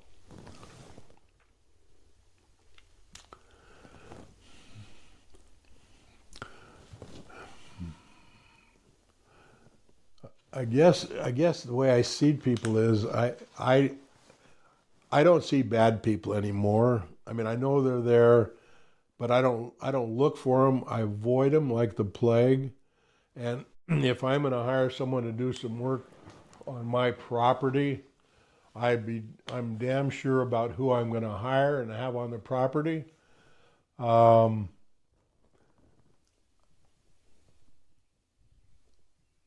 When I see bad guys, I smell bad guys. And I've been in the rental business for years. I've had my own rentals for a number of years. I've never had to evict anybody. I have tenants that call me up and say, hey, we appreciate what you did with charging us with rent. Would you come over and have dinner with us some night? So I guess it's all about how you approach life, you know. I mean, I smell bad guys. I can smell them a mile away, and I go the other direction. So the bad people in this world don't impact me much because I know who they are, and I don't want them around me.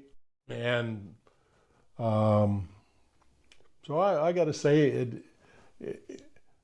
I know what they are, but it didn't have a huge negative impact on me because I'm associated. Last night I was at a friend's house who was a former prosecutor. I had cases with him. Those are the people I socialize with today. Yeah. You know, and so it didn't have a big negative impact on me in terms of the way when I see problems, I know what I'm looking at. I smell them. I avoid them like the plague. But it hasn't had how I see people as a professional that knows a bad person when I smell them, and I'm lucky because that's a fact of my life that I don't have to go around wondering if this is a bad person or do I need to be careful about this person. I don't have to worry about any of that because the world trained me to avoid those kind of problems, you know. Yeah. Do you have any regrets? Would you do anything different in your career?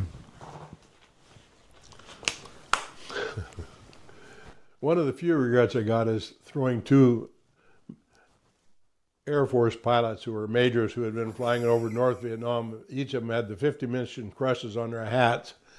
I have a serious regret about throwing their butts in jail. That was a bad mistake, and the wing commander got his due and sent my ass to Turkey. But I have the only regret I have is I can't do it over again. You know, it was a fabulous career, and I hope that young kids today can still have the opportunity to have the kind of career I did. I'm worried about that because things like BLM have created unpleasant feelings towards law enforcement. Do cops ever make mistakes? Absolutely. Do we need to destroy society because we're not happy with cops? No, we don't. And the problem, the really serious problem facing law enforcement today at the mayor level is this: if you can't attract good people to do the job at the state, federal, or local level, if you can't attract good people to do the job, but someone's offering $100,000 to come to work for an agency, but you can't really hire the right kind of people, you start hiring bad people, and you're going to have serious problems. Yeah. And I think in my career, I didn't see many bad people getting hired. I saw good people who are happy to do a good job. I'm not sure that's going to continue on if we continue to go after cops. And today, everybody's got a cell phone. So if a cop does anything that he shouldn't do, it's on videotape, and that's okay. But it becomes a national phenomenon when some cop does something really stupid, as opposed to Does a nurse ever do anything silly? Does a doctor ever do anything silly? Does a truck driver ever do anything silly? Of course, but the whole society is not looking to crucify that wrongdoer. But when a cop does something stupid, because cops have a lot of responsibilities. They're carrying a gun, and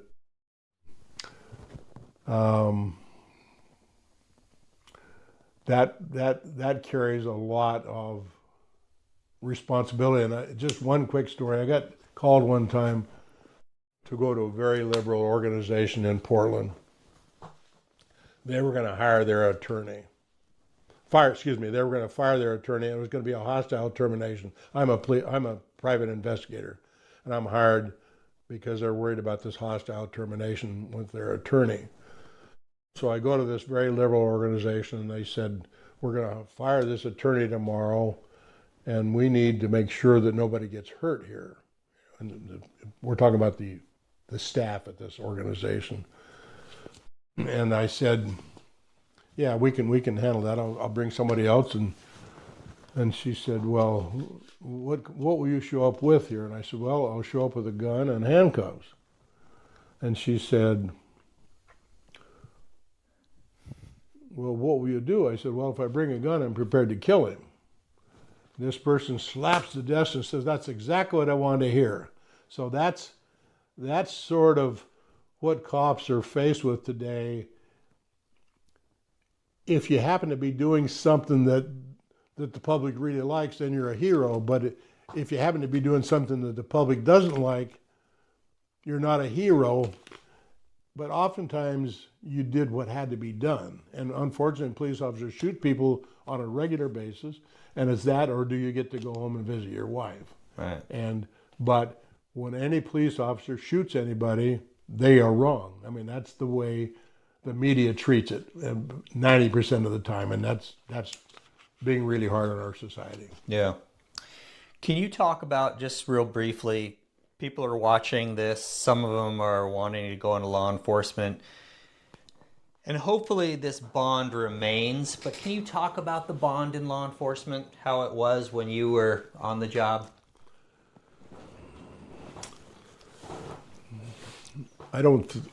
Short of military guys in combat, military people in combat, there's no organization that develops a camaraderie like law enforcement does. Every day you go to work, and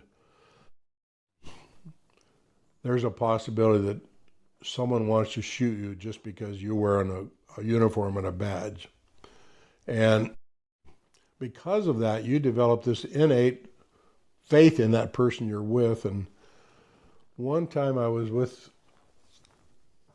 one of my dearest pals, who was a detective. We were working night detectives, and whatever the dope unit needed an extra body or two, they would say, hey, could you guys come out and give us a hand? So every time they'd call, if we weren't busy, we would go give the dope unit a hand. One day, Denny Brannigan and I were standing behind the house, and we spend 8 hours a day, 10 hours a day in a car talking. We knew every secret that anybody could ever know about each other. Denny was a former Marine. We're standing behind this house, and the dope unit's going through the front door, and the doors are coming down, and flashbangs are going off. And Denny looks at me, and he says, does this shit scare you? And I says, hell yes. He says, me too. Well, at that point, Denny had been on 25 years, but the point was that he looks at a guy that he has total faith in and says, does this frighten you? And I say, hell yes, it frightens me. That was at the end of a 20, 25-year career on our part, you know. So when you develop that kind of a friendship with somebody, it's a very unique friendship. And he and I had cases where the bad guys tried to hire someone to kill us. And when that sort of thing happens, that friendship is cemented like no cement that anybody else understands, with the exception of maybe the military, you know, because there's a lot of jobs that are more dangerous than law enforcement. Probably a steel worker is more dangerous than law enforcement. The difference is that no one in the steel working industry, there's nobody out there really just dying to kill them. If you're a cop, which is not the most dangerous occupation, if somebody kills you, it's because you're a cop, not because it was just an accident. All these dangerous industries, they don't have people trying to eliminate them just because they're a steel worker or a construction worker. And some of those jobs are very dangerous. The difference between them and us is the fact that people kill us just because who we are, and therefore those friendships are the most incredible friendships in the world, because every day you go to work and you realize that that guy in the car with you or that guy you're going through the door with, if somebody makes a mistake, he might be the guy that makes sure you get home and talk to your wife about the broken dishwasher. Thanks, Chris. Really appreciate the interview. My pleasure. Thank you.